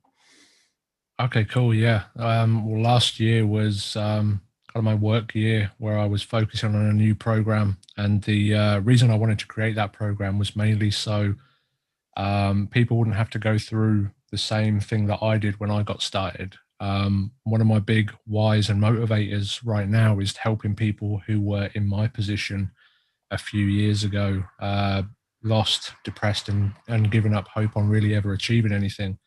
And my near-death experience kind of motivated me and pushed me to where I am today, to push through, like I said, where most people would have quit. And I know a lot of people haven't got that mentality to keep pushing through where other people would quit. So my motivation was to create something that was easier and more push button than ever before. So I got together with the Builderall team and put together a system. I make it sound like an easy task, but it wasn't. It was more than a year of testing, tweaking, developing, and working closely with a bunch of developers from the Builderall team to get this thing put together. And after a lot of hard work, trial and error, I managed to build what I believe is the most complete and most easy to use affiliate marketing system there is on the market today. Incorporates 40 different income streams and a full year-long email sequence without you ever having to click edit on a single thing. The longest part is signing up for the different affiliate programs. You put in a few variables, and then it's, I like to say, automatically pulled across all the emails, all the opt-in pages, and everything else like that. So, like I say, my main motivation for that was helping people who are struggling with mental health problems like I was, and give them an avenue to have some belief in themselves that they can achieve this and can do this as well. So that was my motivation for putting that together. Beautiful. And so you sold the Cadillac version, and then you came up with a simpler version, and now you have a free version. And so then you're also making the free version available to anyone inside of the Builderall community, which I think is fantastic. And you're getting like a sign up every few seconds. I mean, I'm going to share my screen. You can actually see that every few seconds. You've got this little thing in there. Someone just signed up. Someone just signed up. Someone just signed up. And I think, how many people you got signed up already? Like 500, 600 people? Yeah, at the moment, I haven't had the chance to push it as hard as I wanted yet, but I'm aiming to get 10,000 in by the end of the month. But there's about 500 in right now. And what I love about Builderall as an email program, because I'm an email marketer. That's what I love doing, is just email marketing, is they don't have any penalties for you growing your list as big as you want. So whether your list is 500 people, 5,000 people, or in my case, 13,000 people so far that are inside of the Builderall system, if I was using any other tool, I'd be spending north of $300, $400 a month just to reach those people. And it's got fantastic delivery as well. It has, yeah. I mean, I've got a email list of almost 30,000 in there at the moment, and I'm saving hundreds of dollars a month. I was with Active Campaign before, and they're one of the most expensive ones. So I'm saving hundreds and hundreds per month by using the Builderall autoresponder. Yes. And so one of the things that we're going to be working on is a funnel for Easy One-Up. And that's, I mean, what do you think about Easy One-Up? I mean, you were very, very excited to come join our team. Have you looked around? What do you think of it? Where did you let me ask you a different question. Where did you first hear about Easy One-Up? Did you ever see it, in people were talking about it, it was kind of blowing up? And then what do you think about Easy One-Up? I've heard of Easy One-Up a few times over the last few years since I got started. A few of my friends are into network marketing and introduced me to it a while ago, but I never really followed through with it. And honestly, I haven't had much of a chance to check out the training inside there as of yet either. With my launch and everything going on since I joined a few months ago, I haven't had a chance to poke my head in yet. I've had a look around some of the basic training, and from what I see so far, it looks really good, but I haven't had a chance to really delve in there yet. Yeah, definitely. And one of the things that I said at the very beginning of the webinar is that you want to think of the training that's there as the starting point to find your niche. Okay. So I've actually, truth be told, a lot of my trainings, I made my own Facebook training, I made my own YouTube training. I started by watching the trainings inside of Easy One-Up. Those trainings were so simple. And I said, okay, let me go through those trainings, put them into practice. And it's through the putting them into practice that I started developing my own craft, that I started figuring out, okay, here's what's actually working today, not the stuff that may have worked in an ideal case situation, or, so the training that's there is sort of like a jumping off point. And so when you start thinking about that, from a different vantage point, you're not actually selling Easy One-Up, you're selling yourself. You're selling yourself. And that's what's called bonus selling.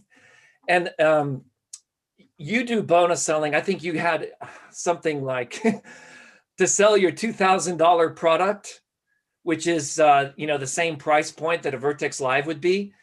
You had to come up with, I think it was north of, how many thousands was the bonus value that you gave during that launch? Oh, it was ridiculous. It was like 170,000 value. And that's not inflated value either. I mean, you see a lot of inflated value online, but the actual value for all of the stuff that I bundled on. I mean, one of the courses which I was giving away was actually sold for $5,000 on its own. That's what the price people actually paid for it. So that was just one of the things. So it was actually insane, the amount that I was giving away on the launch.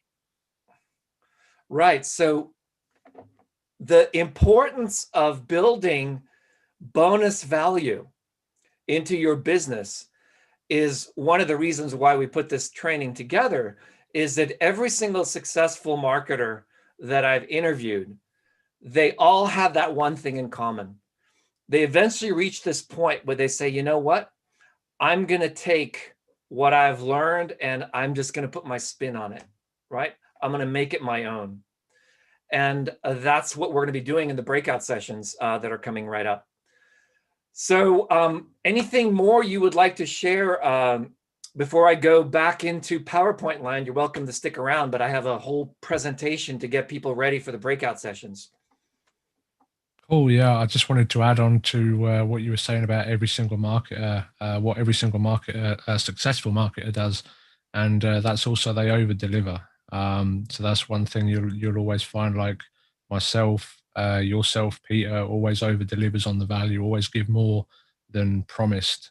So to become a successful marketer, like Peter, like Victor, like myself, you always need to go that extra step, put in that extra value to keep people happy. Because at the end of the day, we're all about the people. That's where, well, it's easy to get stuck behind computer screens and look at the numbers and not realize that there's real people behind the screen. But there are real people at the end of every single screen. Every single number that you see on your screen is another person behind a monitor. So if you can remember that and give your all, always over deliver and give everything you can to the best of the ability, then you're going to be successful no matter what.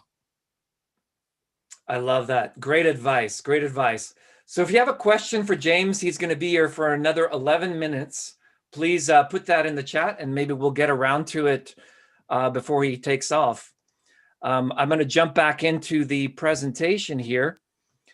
I love Jimi Hendrix. Are you experienced? I think most people here are still calling themselves beginners. When I looked at the chat earlier, when I asked this question, most people are beginners. So James, what advice do you have for beginners? I mean, you want to get to that intermediate level right away, you know? Yeah, I mean, I think a lot of people here, if they've gone through the training, they're probably not giving themselves enough credit. If you've gone through the training inside the Easy One Up area, you're probably not a beginner anymore. But like I said earlier, just keep plugging away, keep pushing, and don't give up, and you're going to get there. Yeah, definitely. So please participate. What business are you in? You're all in the transformation business. Okay, think about that. The challenge for you is to show stuff that's real. Okay. That doesn't mean you need to show back office money shots. It's better to show that you helped people. Say, hey, look at this person. They came in and they were an absolute beginner. I showed them how to, get their PayPal account set up, how to put a button on a web page. I showed them how to put a YouTube video on a web page. I showed them how to hook up their email to an autoresponder.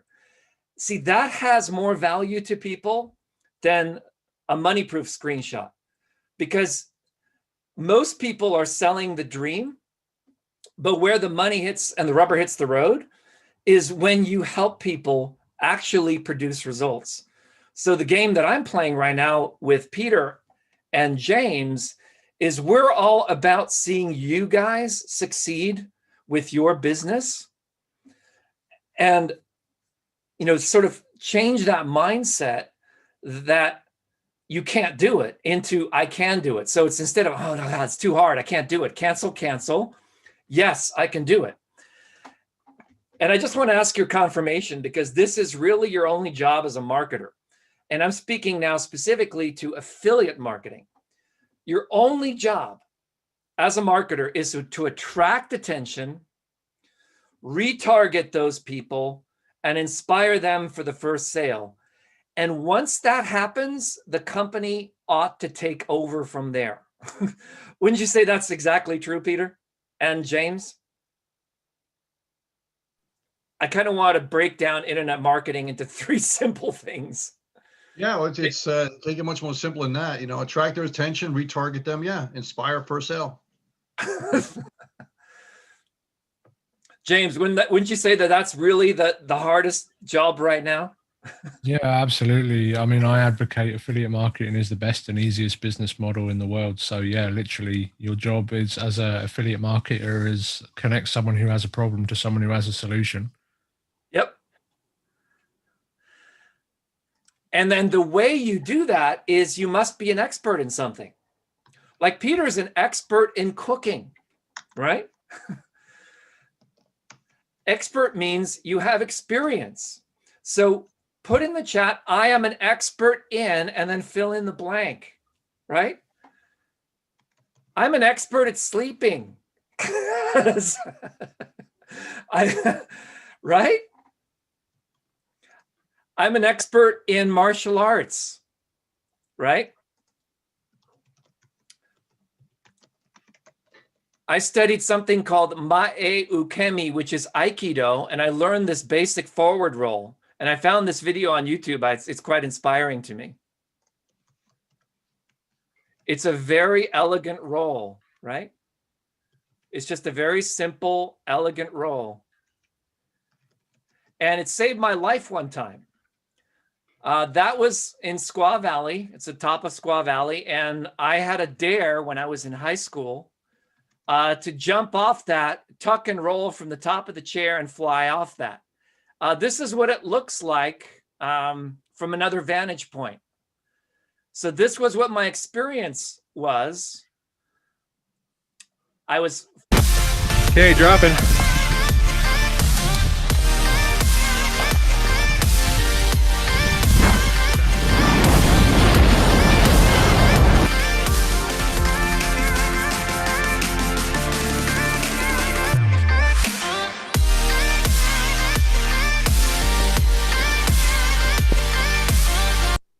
So that's a normal thing to do. You go to the edge, you tuck a little bit, and then you fly off and you do a trick and then you jump down. That's what most people did. Well, the dare was not to do that. The dare was to be moving at around 30 or 40 miles an hour from the top of the hill and just sailing off the top of that thing. Well, suffice it to say, my experience looks something like this.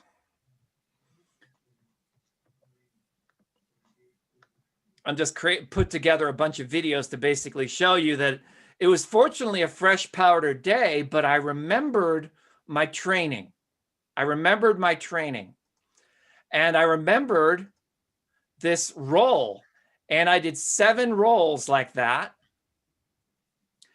And when after the 7 rolls, I stood up like that. And like an Olympic athlete, I was so joyful for being alive because I was calm. So my lesson for you is the training that you received today, the training that you received from Easy One Up. This is like studying Aikido. The actual work is beyond the training. The training is just learning how to roll because you never know when you're going to need it and you never know when it's going to save your life. Does that make sense? Yep. It just becomes a reaction and once you're prepared. Exactly. Exactly. So my practice saved my life. And well, why is it relevant? It's because the work had to be done before the success showed up. Okay. So the work is not just buying the products. The work is actually going through the products, taking notes, making a little mind map, studying them, putting them into practice, and then reaching out to us, say, hey, you know what? I watched this training. I loved it. However, when I did, it ended up being more like this or more like that. Because a lot of the training, as soon as you publish it, guess what? You know this, James, too, right? As soon as you publish your training, it's already obsolete. Wouldn't you say that's exactly true, James? Right? Yeah, absolutely. It can be. Things can change so quickly. So you put all this time, put all this effort building this training, and then as soon as you publish it, Facebook comes out with some new thing. YouTube comes out with some new thing. There's a whole new strategy. The one thing that never changes is the marketing, right? Have you noticed that? The psychology, the sales letter psychology, the lead pages, it's that skill that you have from doing it thousands and thousands of times. So I want to finish off by saying the only mindset training you need, okay, is practice, practice, practice, take risks, and get back up again. So I'm going to put on a little bit of a video as I stop the live stream, because I'm going to play a video from that actually would cause us to get kicked off of YouTube. So if you're watching us here live on YouTube, I'm going to just have the last word, because James, I want to honor your time. You got another 2 minutes. Anything you would like to share with folks about Easy One Up, about anything? We're going to be doing another public Easy One Up event, so you want to check your email. And I'd love to have you come back for that event. It's going to be available to all of Easy One Up. Today is only for people who are at the Vertex Live level. Anything you would like to share with the Easy One Up community? I just, on behalf of Peter and myself, we want to welcome you into our community. Thank you. I really appreciate that. And yeah, I'd love to be a part of the next event as well.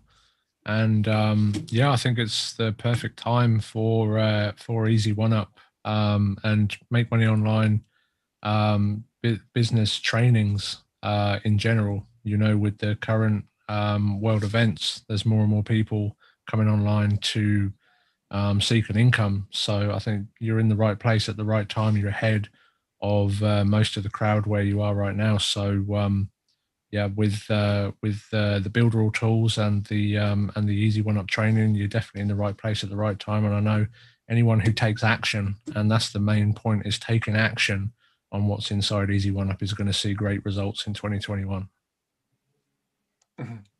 Excellent, thank you. Peter, back to you. Anything you want to say before we move into the next section of the training, and then we're going to move to breakout sessions? No, fantastic. Hey, James, thank you so much for coming on. I know how early it is over there in the UK. And you've been working like crazy the last few months and doing some great things. So thank you so much for coming, buddy. I appreciate it, and all the wisdom you passed on to us. No problem at all. Thank you so much for having me. Thanks, buddy. It's a pleasure. All right, so let's hear a big round of applause for James and welcoming him to the family. And what we're going to be doing next is I'm going to be preparing you to build the Easy One Up funnel, okay? I'm going to teach you what I do, how I win product launches, how I don't win them usually. The thing is, I don't really need to be winning them. Just before I go, could I add one thing? I just saw a comment in the comments. Is that a samurai sword I see by your side? And it actually is. It actually came with this award from Builderall. It sits in the stand there. That's when you reach 200,000 in commissions with Builderall, they send you this massive plaque with the samurai sword in there. So get involved with the Builderall affiliate program, and you could be seeing one of those plaques and samurai swords as well. Well, Peter, we gotta get back to work, man. That's called I want a samurai sword. That's a Zook sword. Zook sword, yeah. Now, could you take it out of its sheath? Let me look at that. Is it actual sword? Yeah, it's an actual sword. It's even got the Japanese or Chinese. It's got some writing on the side there, the Japanese writing. Wow. So yeah, it's not a cheap knockoff. Obviously, it's not a real one. They can't send that over to the UK, especially. But it's a nice quality one that they send you. And this is all metal as well. This isn't plastic. This is nice tempered plastic for the plaque itself. But this is all crafted metal here. It's and what about that other certificate over there? This one over here, this is for a legendary marketer. This I've just passed 50,000 in commissions with legendary marketer as well. They send you this big picture certificate. All right. out. So do you think you could learn a little something by following James? Right? Yeah. Okay. So thank you. All right, so those of you who are watching us on YouTube, we do need to actually, let me skip that slide. We'll come back to it, because if I run this slide, we're going to get kicked off of YouTube. And I'm just going to continue the YouTube because we have an overflow situation. All right, Peter, anything you want to say before I go back to the formal presentation is going to get people ready for the breakout sessions? Yeah, well, just reiterating for people that came in late, this is, of course, the Vertex Live. And we covered initially, I covered initially the intentional mentoring, what it means, what it is in your back office for those who don't know. It's a mentoring program. We do 3 trainings a week for $47 a month, commissioned at $25 a month. And the one-up is still in play. It's a separate standalone thing inside Easy One-Up, or $295 a year with $150 going to the member. So if you want to be part of things that we're doing now and some of the trainings that we're doing now, and you like this kind of thing, go for it. Just to ask your sponsor if they want to do it first and give them the option to join, because they'll get the commission. And other than that, you would roll up to the person above you and the lineage stays intact. It is monthly, so it's a nice monthly inside of the one-time payment system, okay? So this way you can still capitalize on that, but totally optional. It's not going to affect anything else that you have. We just saw a big gap of some groups that had training, some groups that didn't, some sponsors that just kind of flaked and left. And they were like, what do we do? What do we do? So we didn't want to leave you guys hanging. So we put together the mentor program to give you guys some training and stuff. So that's what we covered. And of course, James came on and did his thing. Fantastic stuff. You did some nice slides there as well too. And we're getting ready to do the breakout stuff coming up in a few minutes. Excellent, excellent. So I do want to talk about the elephant in the room. Okay. Okay, so the elephant in the room, I mentioned it a couple of times. And that's this belief that you need to hype things up in order to get people to buy from you in your business. And the exact opposite is true. The less you hype things up, the less you are pushy. You have to be persistent, but you have to have tough love, right? There's a distinction between being scammy and spammy and inflating, inflating things, and simply having the courage to take a leap of faith and helping people across that chasm, right? Because it's scary when you're first getting started. I mean, I think I got my first commission in '94, right? A lot of you guys have still got to, you got to get your first online sale, right? And, how many, has everybody here had at least, put a number in the chat. How many online sales have you been able to generate without talking to anyone, without doing any kind of a coaching call, without getting on the phone, without making an appointment, without telling or selling or doing any of that stuff that we're indoctrinated to do in the coaching space? Okay. How many of you, put a number in there? Is it 1,000? Is it 10,000? Okay. How many sales have you generated?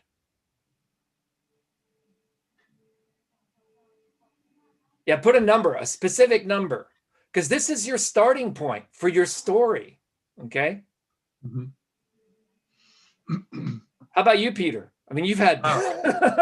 Ed says his first sale was 1982. Wow.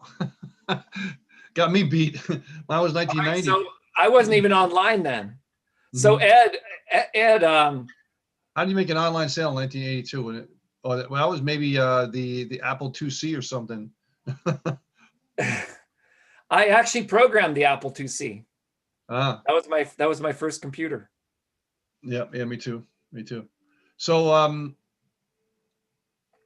I forgot what you were asking, so I was reading all the comments. Okay, so we don't have any people here that have generated like 2,000 sales in a product launch or anything like that, because I'm Soci Jam, our predecessor for Soci Snap, I think sold close to 3,000 units on JVZoo. So, but the thing is, it's part of a team effort, right? There's no way we could do that as just one person. And so that's one of the reasons why I want to do these breakouts. So I have a bunch. Okay, so someone says here to learn how. Okay, well, the simplest lesson I can give you is you figure out what you did that worked, and then you do it again, and then you do it again, and then you do it again, and then you do it again, and you just keep doing it again and again and again. And you've heard of the shiny object syndrome, Peter? Oh, yeah. It's the same thing with product creators. And when I go over my annual report, right? I'm preparing an annual report of our sales from 2020. We make more money by simply selling one product many times than we do by creating multiple products. Right? So when you look at that, whatever you did that worked, just do that thing over and over and over again, and have like one day, like a Friday or a Saturday, where you innovate and you do something fun and you want to do something new, and then you try it. But your main business needs to be that one thing that worked.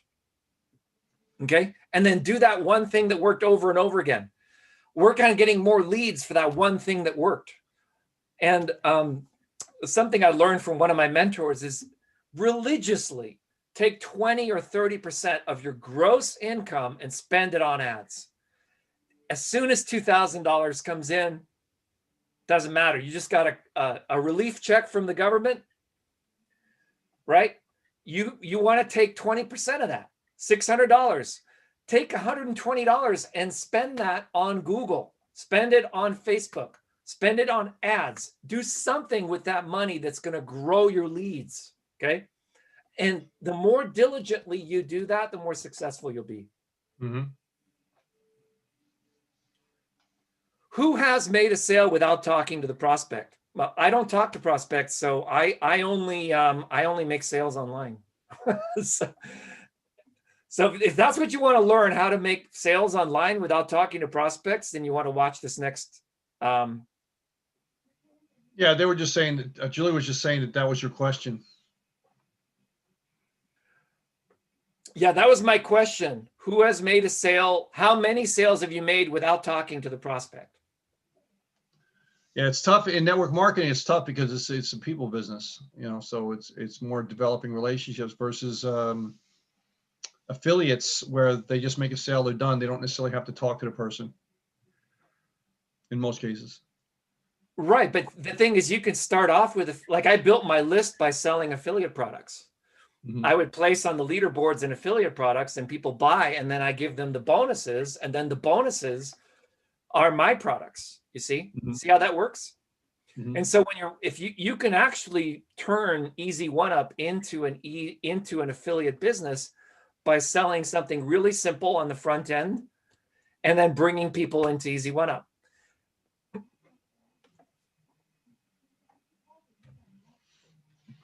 Okay, so Ed Newman says thousands over the past years. Okay, so Ed's a veteran marketer. I love that. So Ed, let me. But most people are still at the beginner. So I actually have a number of slides that I didn't get to present. So. Okay, so someone has a question. So what's the question? Okay, so there's a question here. Please use the Q&A, the button that says question, if you have a question, because there's too many conversations in the chat and we can't actually see the questions. Right, Julene says, I like to engage with people to find their needs. Okay, so what if you could engage with people after they made a small payment? Okay. That's the distinction. You want to create this however you want to do it. James has figured out how to do it by having systems do the telling and selling for him. They still know, like, and trust him. He comes on webinars. He has YouTube videos. He has Facebook videos. He does Facebook Lives. All of that is there to reinforce the sales process. All right, so let me get back to the presentation. Peter, is it okay if we start the breakouts after I teach people what to do in the breakouts? Because I have a bunch of slides here to teach. Well, I would think so, yeah. Otherwise, they're not going to know what to do. That would sound logical. All right, can you chime in with me on this too? Yeah. This is a repeat of a presentation we gave at Intentional Mentoring. I sort of tightened it up a little bit. for today. So let me go and find my PowerPoint here. All right. Do you have the courage to jump? Put a yes in the chat if you are. So what business are you in? Well, you're in the education business, okay? And I would say you're also in the entertainment business. And my business partner, Bob Heyman, who coined the term search engine optimization, he also coined the term edutainment, okay? So I'm going to give you a number of links that you can check out, and most of these will be posted in the video and the replays of this section. But I want you to check out Email Helpout. Emailhelpout.com is a very, very simple capture page. I've used it to sell my email course. Basically, it's a free email training, and this is the slide deck for the free training that then goes into Email Conqueror, and then Email Relevance, and then the Email Deep Dive. I'm just going to skip a bunch of slides here. There are two types of email. There's free, which is subject to network. In other words, if you're on Google, you want to think of it this way. Everyone on Google is like all part of the same company. So if your email is Gmail, you're basically in the Google tribe. If your email is Hotmail, you're in the Hotmail tribe. If your email is your own website, like Victor at Email Helpout, then you're in the Email Helpout tribe. And that's called business class, which is associated with your website. And there are no restrictions on you sending beautiful, nice pictures, emails, and things like that, if you actually understand this distinction. So despair or persistence, choose one. And I choose persistence. Peter, I don't know if you remember this screenshot. Is it okay if I share whose back office this was before I started working with them? Sure, why not? Okay, so this was your list before you and I started working together. It's pretty bad. It's like a wipeout. Your whole business you spent a decade building wiped out overnight, and it's not your fault because your subscribers were unreachable. And you were operating from the belief that I have a really, really big list, but a tiny, tiny percentage of them are ever getting the email. You want to just share a little bit about that, Peter? Because this was a total disaster. Well, yeah, because we're sending, let me back to my video.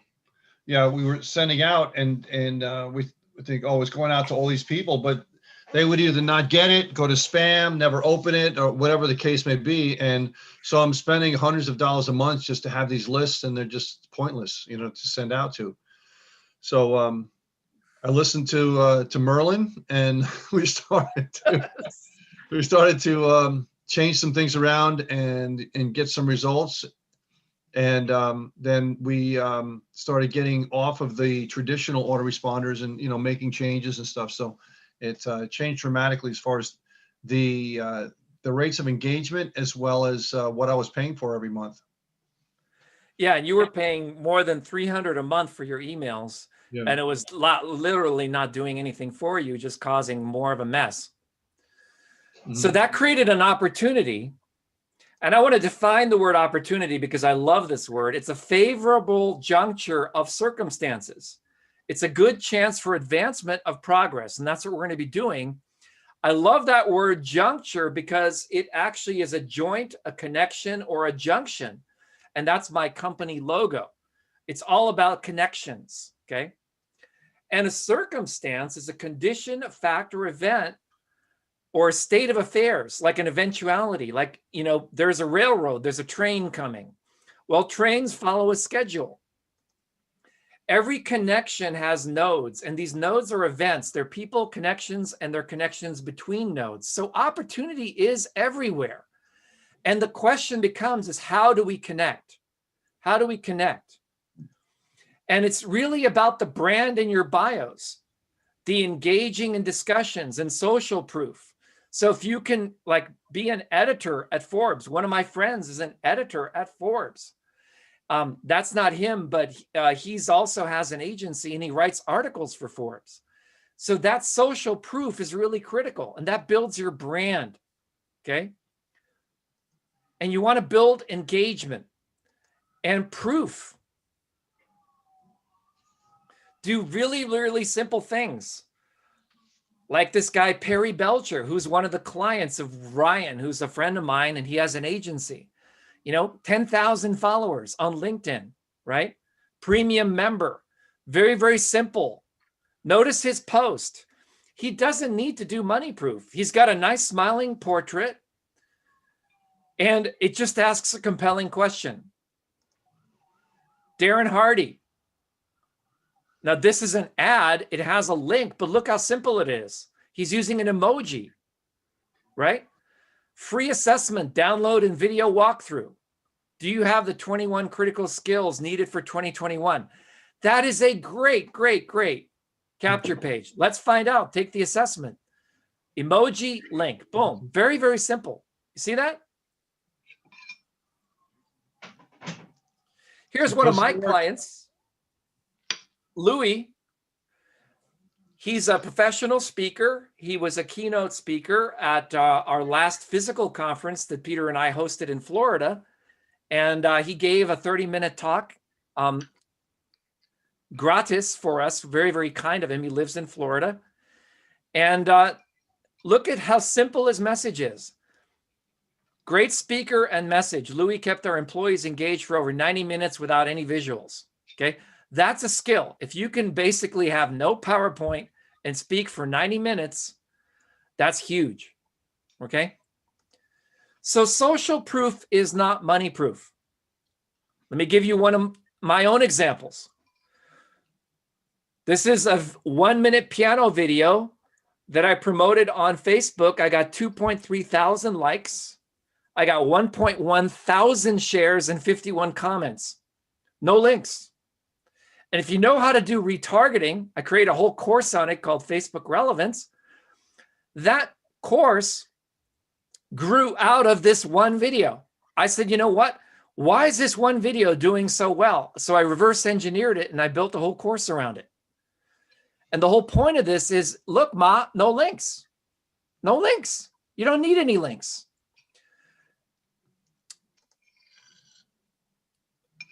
At our last Zoom big event that we did, I just put my music on before the event started, and I got 1,000 opt-ins just from just from putting a link on a high quality piece of content. I put this other thing here as an illustration. Now, this is all in Builderall. So this capture page, it loads our leads right into Builderall. Super simple. Email button, right? My point is that your content precedes you asking them to offer. Before your landing page, you've got to come up with something, a hook, an angle, some mindset, some value. You got to do that before you ask them to opt in. Peter, you want to comment on that? How important it is, right? This is my current list in Builderall, by the way, 12,218. And only 1,000 people have unsubscribed after a relentless. I launched that in like November, and that's a drip campaign that I did with James. They get an email every single day, and that's like growing their engagement. So does email marketing work? Yes, it does. How to email. And this is really the secret, if there was one. Don't send to the wrong people ever. Okay? It's 40 times more effective than social media marketing to attract new customers and subscribers. 33 times more likely than social media marketing to turn leads into sales. I'm going to say that again for the tape. Email marketing is 3 times more likely than social media marketing to turn leads into sales. And the average order value is 17% higher. Are light bulbs going off why I'm focusing on email? Okay, but you have been taught to do it completely bass backwards.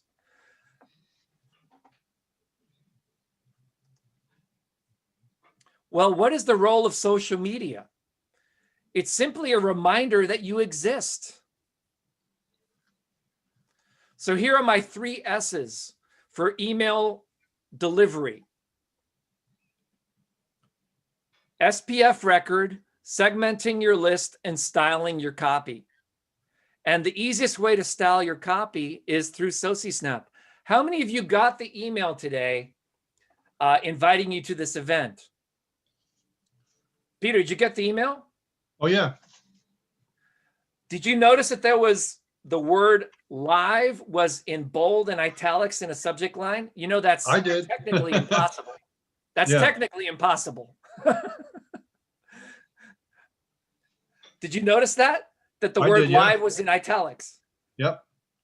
How many people did a double take? They say, well, how did you get that live to be italics in a subject line? Because it's Yeah, guys, it makes it different. When you're able to do that, it makes it pop right off the email list instead of, you know, people scanning through. It makes them take a double take. The comments on your Facebook pages and your social media pages, because this works on practically all of them. And so if you want to be average, do what you're doing. If you want to be popping off the page and you want to be noticed, then use SociSnap. It's so simple. Very, very easy, simple program. Right. So we use SociSnap for the emojis.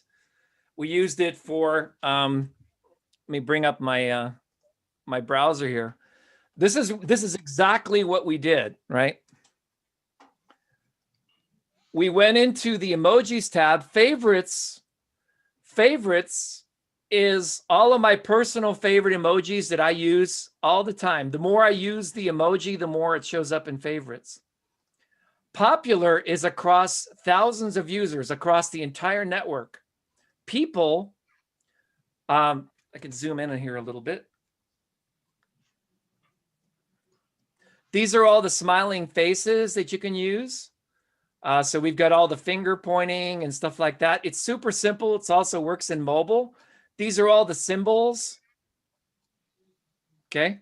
We also added ancient symbols at the bottom. That's kind of a secret at the bottom. Egyptian hieroglyphs, Celtic runes, fun. These are all the fun ones. This is our most popular fun one. This is the confetti explosion, right? And we're continually updating this. Food. Use these emojis. You can use these emojis in your emails. Okay. So how did I do that? Well, I typed in Vertex Live.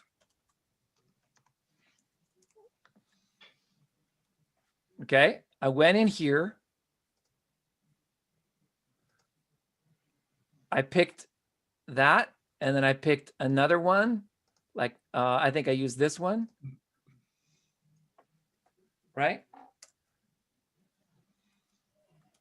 And then I clicked bold here, and then I click bold and italic here.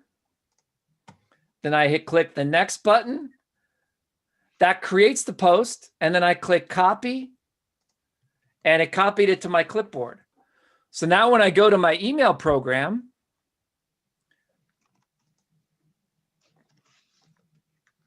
let me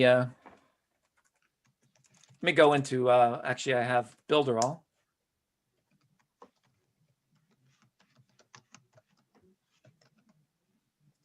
I go to my email program and I click a new campaign.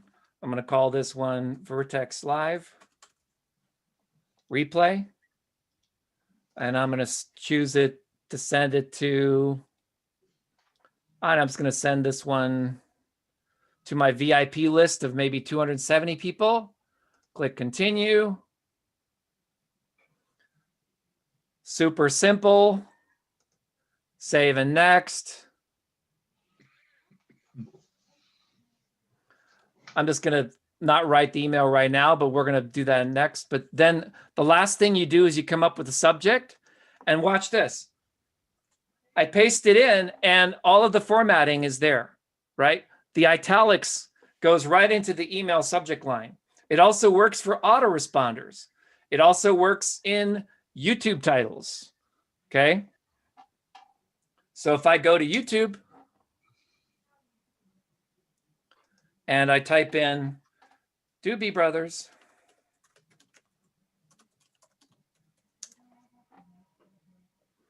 Okay, there's my video, and you see how the word video is italic and benefit concert is in bold and italics. And that video on my channel has 2.2 million views. And it still keeps sending 2, 3 to 10,000, anywhere from 2 to 10,000 people a day watch that video. So my point is, you can use SociSnap for virtually anything, okay? I was working on a Google Doc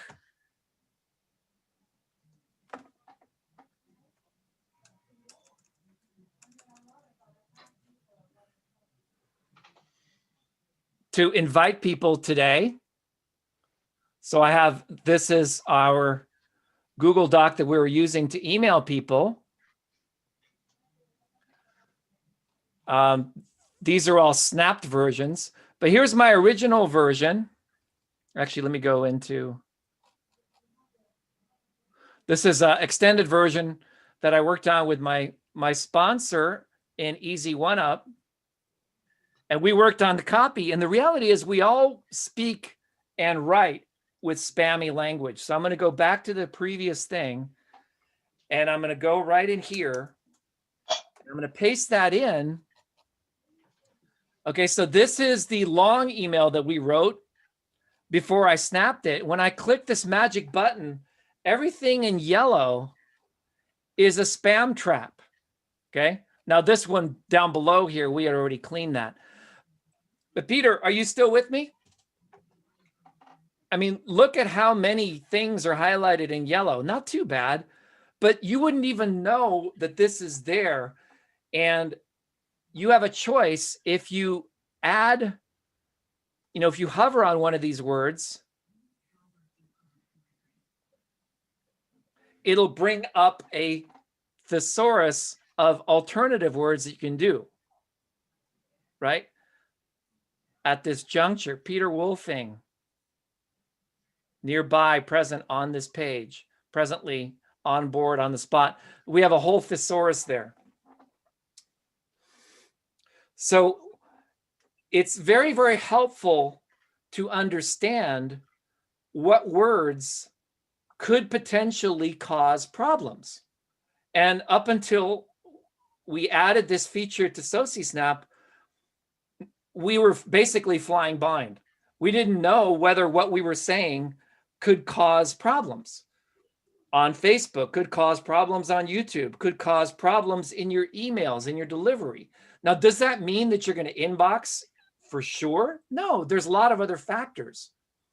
Like I said, these are the main factors: your SPF records, segmenting lists, and styling your copy. SPF is called the Sender Policy Framework. And basically what that means is that, are you who you say you are? And unless you have a website and an email at that website, you cannot do email marketing. Not anymore. You can't put in so-and-so at Gmail. You need to have a domain, and you got to be having your own email as your domain in order to inbox. So before,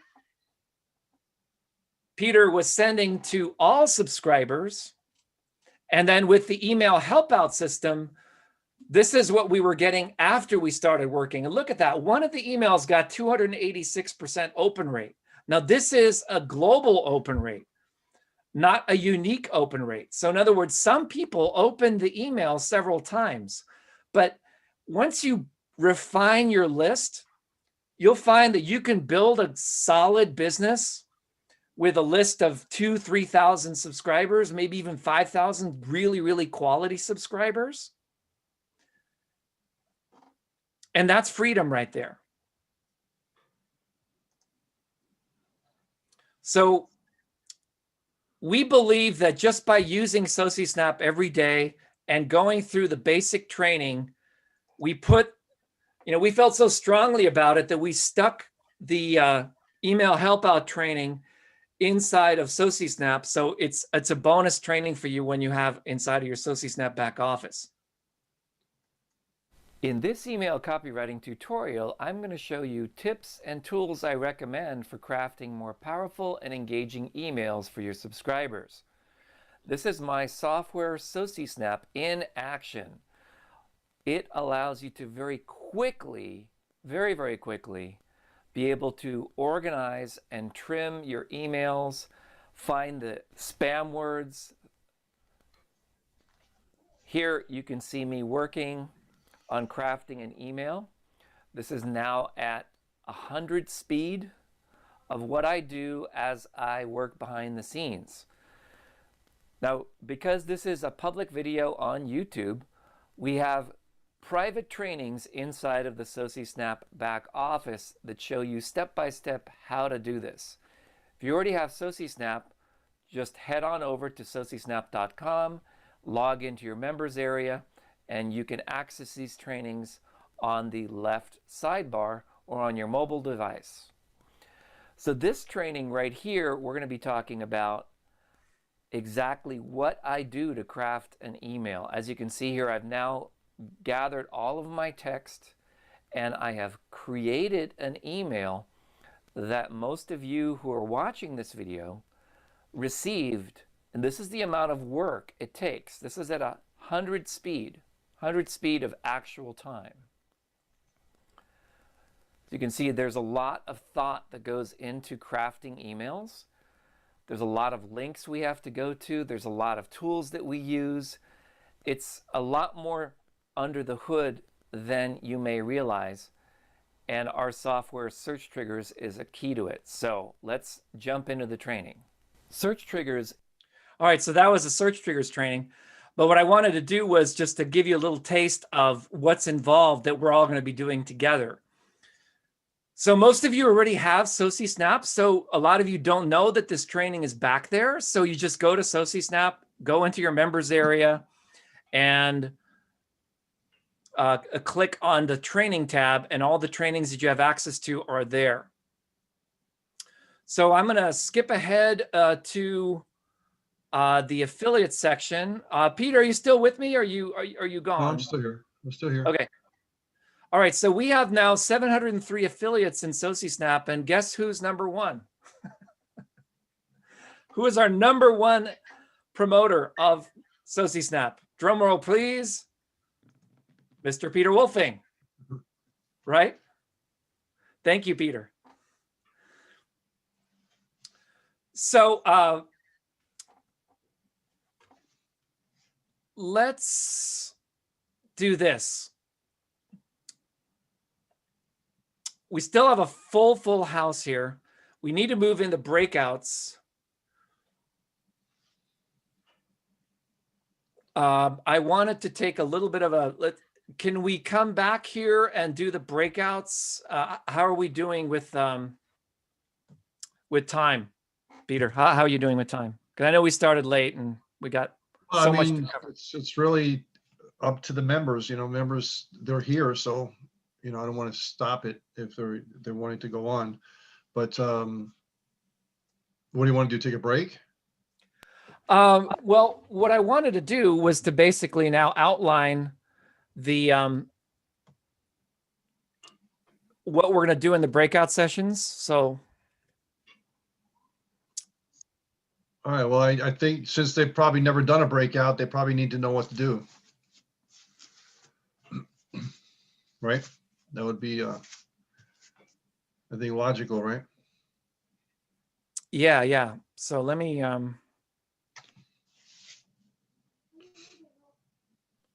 go talk about the breakouts.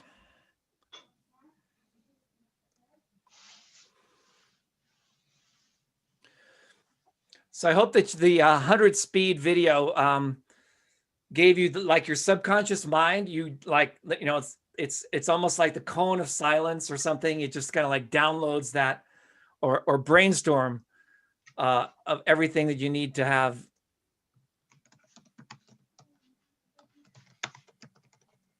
So let's come back on cameras for a minute.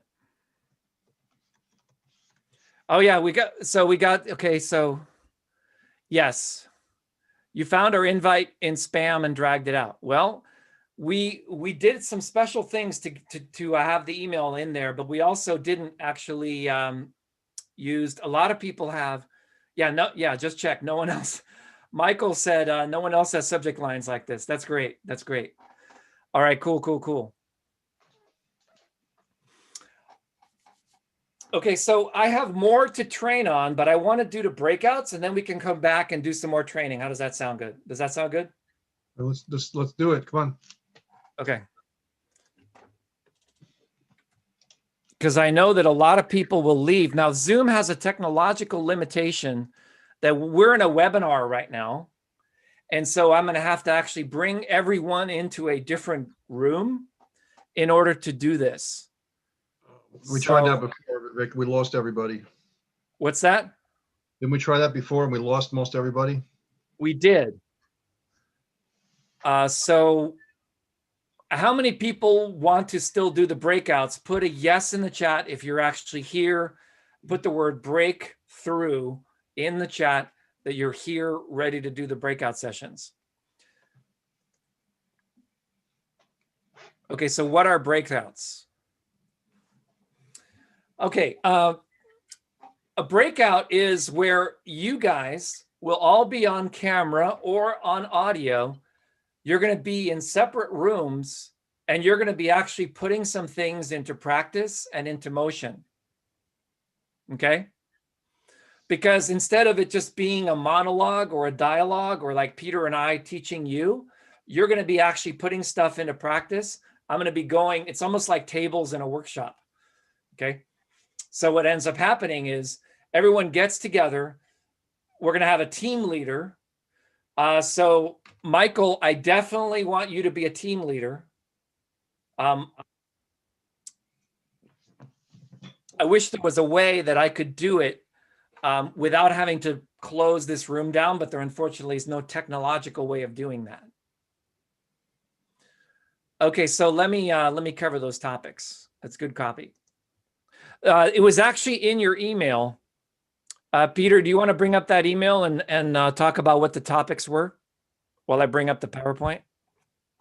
Yeah, it's going to take me a while. All right. Okay.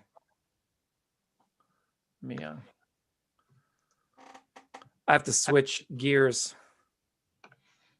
I thought we were already on the right Zoom and that we didn't have to get off and go on to another Zoom. It was not possible to do that. I checked with Zoom.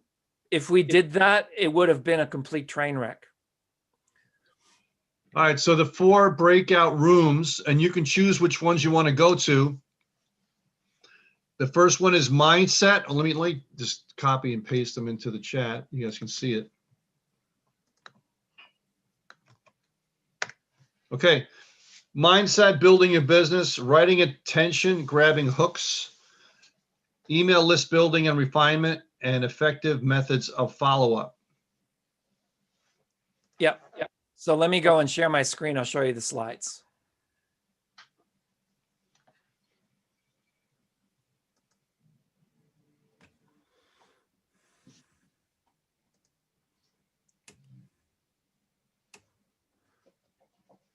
Are you seeing my screen right now? Yes. Okay. Mindset, building your business in 2021. Writing attention, grabbing hooks. Email list building and refinement. And effective methods of follow-up. Okay, those are the 4 stages. These are the actual 4 stages that you need to put a funnel together. And we're going to do all of this work inside of Google Docs. Okay, we're also going to be able to talk. So you want to have a microphone, you want to participate. Let's get a show of hands. Raise your hand if you're, put a raise your hand. There's a little raise your hand icon inside of Zoom. The way this works with Zoom is we take the big group of people who are here today, we put them into another Zoom, and then we divide it into these rooms where we all can get on camera together and we can all share. We can actually do this together. So if this is something you want to do, please raise your hand, and we'll see if we have enough people here live to do this right now, or we may have to do it at another time. Okay. If we have enough, we're going to do it. If not, I'll just go back to training. So.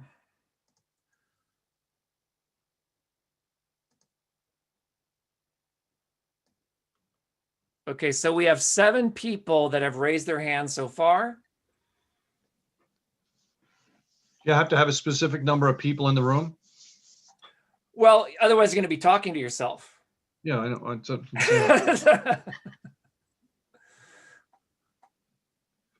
So Michael says he's out. Michael says he's out and about at the moment. Mike Mansell? No, Michael Ware. Okay. Yeah, Michael Ware. Oh, he's out and about. Yeah. Okay.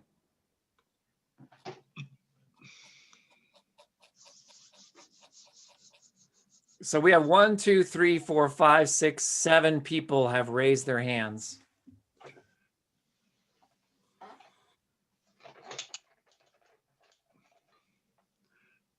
Personally, Vic, I think we, before launching something like this, we have to test it first. So we know how it works and we don't lose people. I hate to have, because we have a large group here right now, and I hate for them for a lot of them to just lose it, you know? Right. Okay, so then what we'll do is we could do these 4. It'll take longer because we can't do it in parallel, but we would need to go through this together as a group, all in one room, instead of going into 4 separate rooms. Mm-hmm. Right. So let me allow Ed to talk. I've been wanting to talk to Ed because he said he's had thousands of sales, and I'd love to. I allowed Ed to speak. Ed, how you doing? You asked the question about the breakout rooms. Right. Hey, welcome. Hello from New Jersey. Hey, welcome. So how is it? Is it cold there in New Jersey? Yes, it's 37 degrees. All right, we got 65. I guess that's relative. It's cold for me. If you're in Alaska, it's probably warm. Yeah, California is 65 and sunny. So you're like almost doubling. I hate you right now. Victor, I hate you right now. Yeah, Peter's in the same zone as me, so. Well, I'm sitting here in a t-shirt, right? Warm, Yeah. Shorts. Yeah. It's beautiful living in the wine country. So do you have a camera? Yes. Yeah, move my computer over though. All right. Sherry, where do you live in Florida? Sherry says she's in Florida too. So if you have a camera, raise your hand and I'll promote you to a panelist. Oh, okay. That's the other way of doing it. I just bought a place in Naples, and it'll be ready in May. So can't wait to go down there and do some Zooms from my back has a lake in the back and everything is nice. Trying to figure out how do I turn my camera on?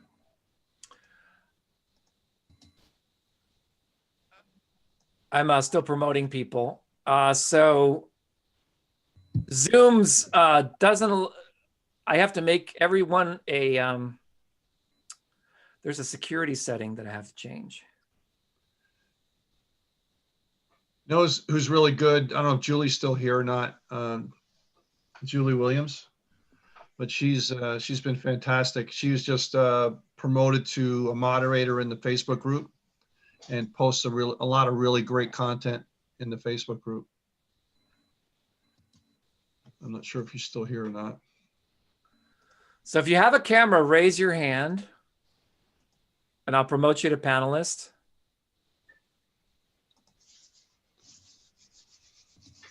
Okay. I don't see a hand button anymore. Julie, yeah, because you're already a panelist. Oh, okay. We just had 2 more hands come up. I don't have a video though. Yeah, it won't let me. That's the limitation of Zoom. It will not let me allow everyone to. Oh, okay. No problem. I was just trying to figure out how to do it. Well, no, the thing is, I can actually cause you to be a co-host. That's okay. I don't have to have a video. I'm going to turn you on right now. So you will be able Well, to please have a don't turn me on. Don't turn me on, Vic. No. naked. Now you can start your camera. All right, Ed. Hey, hey. How do I start my camera? Oh, that's funny, man. I don't see. I see it. Only an option is to mute my audio. I don't see a way to start my camera. Is your camera plugged in? Yeah. You have to click video. Where's that at? Start video, alternate V. Let's try that. Alternate V. There we go. Okay, I got to hit alternate V. All right, there we go. All right, now I feel included. Whoops. Yeah. Okay, so let's get a few more people here on camera. How about you, Julie? You want to be on camera? This is the Hollywood Squares. It's going to be the Hollywood Squares soon.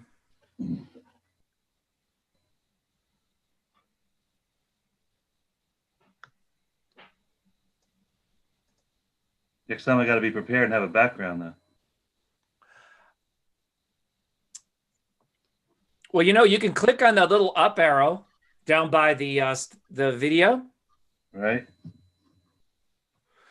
Okay, so put the word camera in the chat so that I know that you want to be turned on your camera, because I have to manually approve every single person. The difference between a Zoom meeting and a Zoom webinar is moderator control. So it kind of becomes more easy to control a crowd than 100 cameras all over the place. In a meeting, you don't have the ability to turn people on, but by the same token, every single person has to be approved to turn their camera on and off. In Vic, a webinar. Ari Ortiz said, don't mind being on camera. Okay.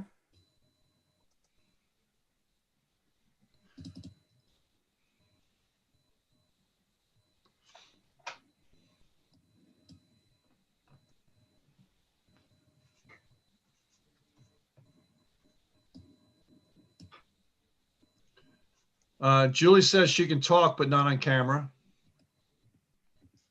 Yeah, you can always unmute yourself if you're a co-host.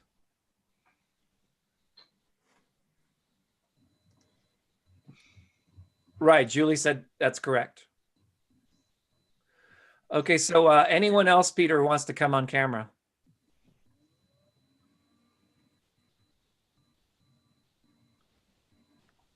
Okay, let's move on. So we got some people so far. Let's move it.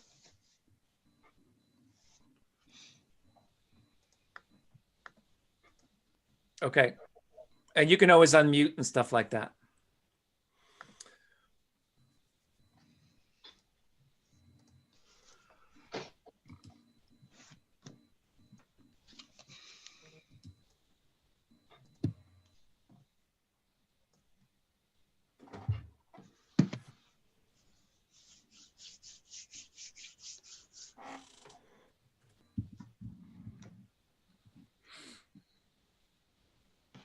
Okay, so this is you seeing my screen with the Easy One Up homepage? Yes. Okay. So your goal is to get an opt-in and then have people, once they're opted in, go to this page. It's a really, really simple idea, okay? The idea is all of your emails, all of your Facebook posts, all of your communications with that one person is to get them over to this page, okay? And ultimately to go to join now, right? Because then it would say, no inviter found, please enter your inviter's username in the form below, because it's a secure system, okay? So I'm just gonna put my ID in there right now. And then it's like right there, and then there's your phone number, and there's all kinds of information. And now I have to actually probably, let me, before I do this, shoot. Since we have everyone on camera, let me stop sharing my screen. Let me do the Hollywood Squares kind of thing. All right, everybody, smile. Okay. So we're going to say goodbye to YouTube because we're going to have like a private breakout session with the people here. And what message do you have for people who are watching us on YouTube who couldn't be here today for whatever reason? Peter, let's start with you. Come to the next one. Oh, your screen turned green, by the way, again. So your question was what message do I have for what? Yeah, to close out to people because we're going to cut off YouTube. We have an audience on YouTube watching us. The overflow people. Well, sorry you weren't able to get on the Zoom, but you got yourself a great content, lots of great information on the second installment of the Vertex Live. And we'll look forward to seeing you on the next one, which we promise won't be, it'll be a lot sooner than we did the second one, let me put it that way. And just great to have you on board and look forward to working with everybody here in the future. We're just going to head off of here and start to do some more nitty gritty, kind of a elbow grease kind of stuff. And you can see how we actually put together stuff. So again, thanks a lot, everybody, and we'll see you later. Okay. Bye, everyone on YouTube.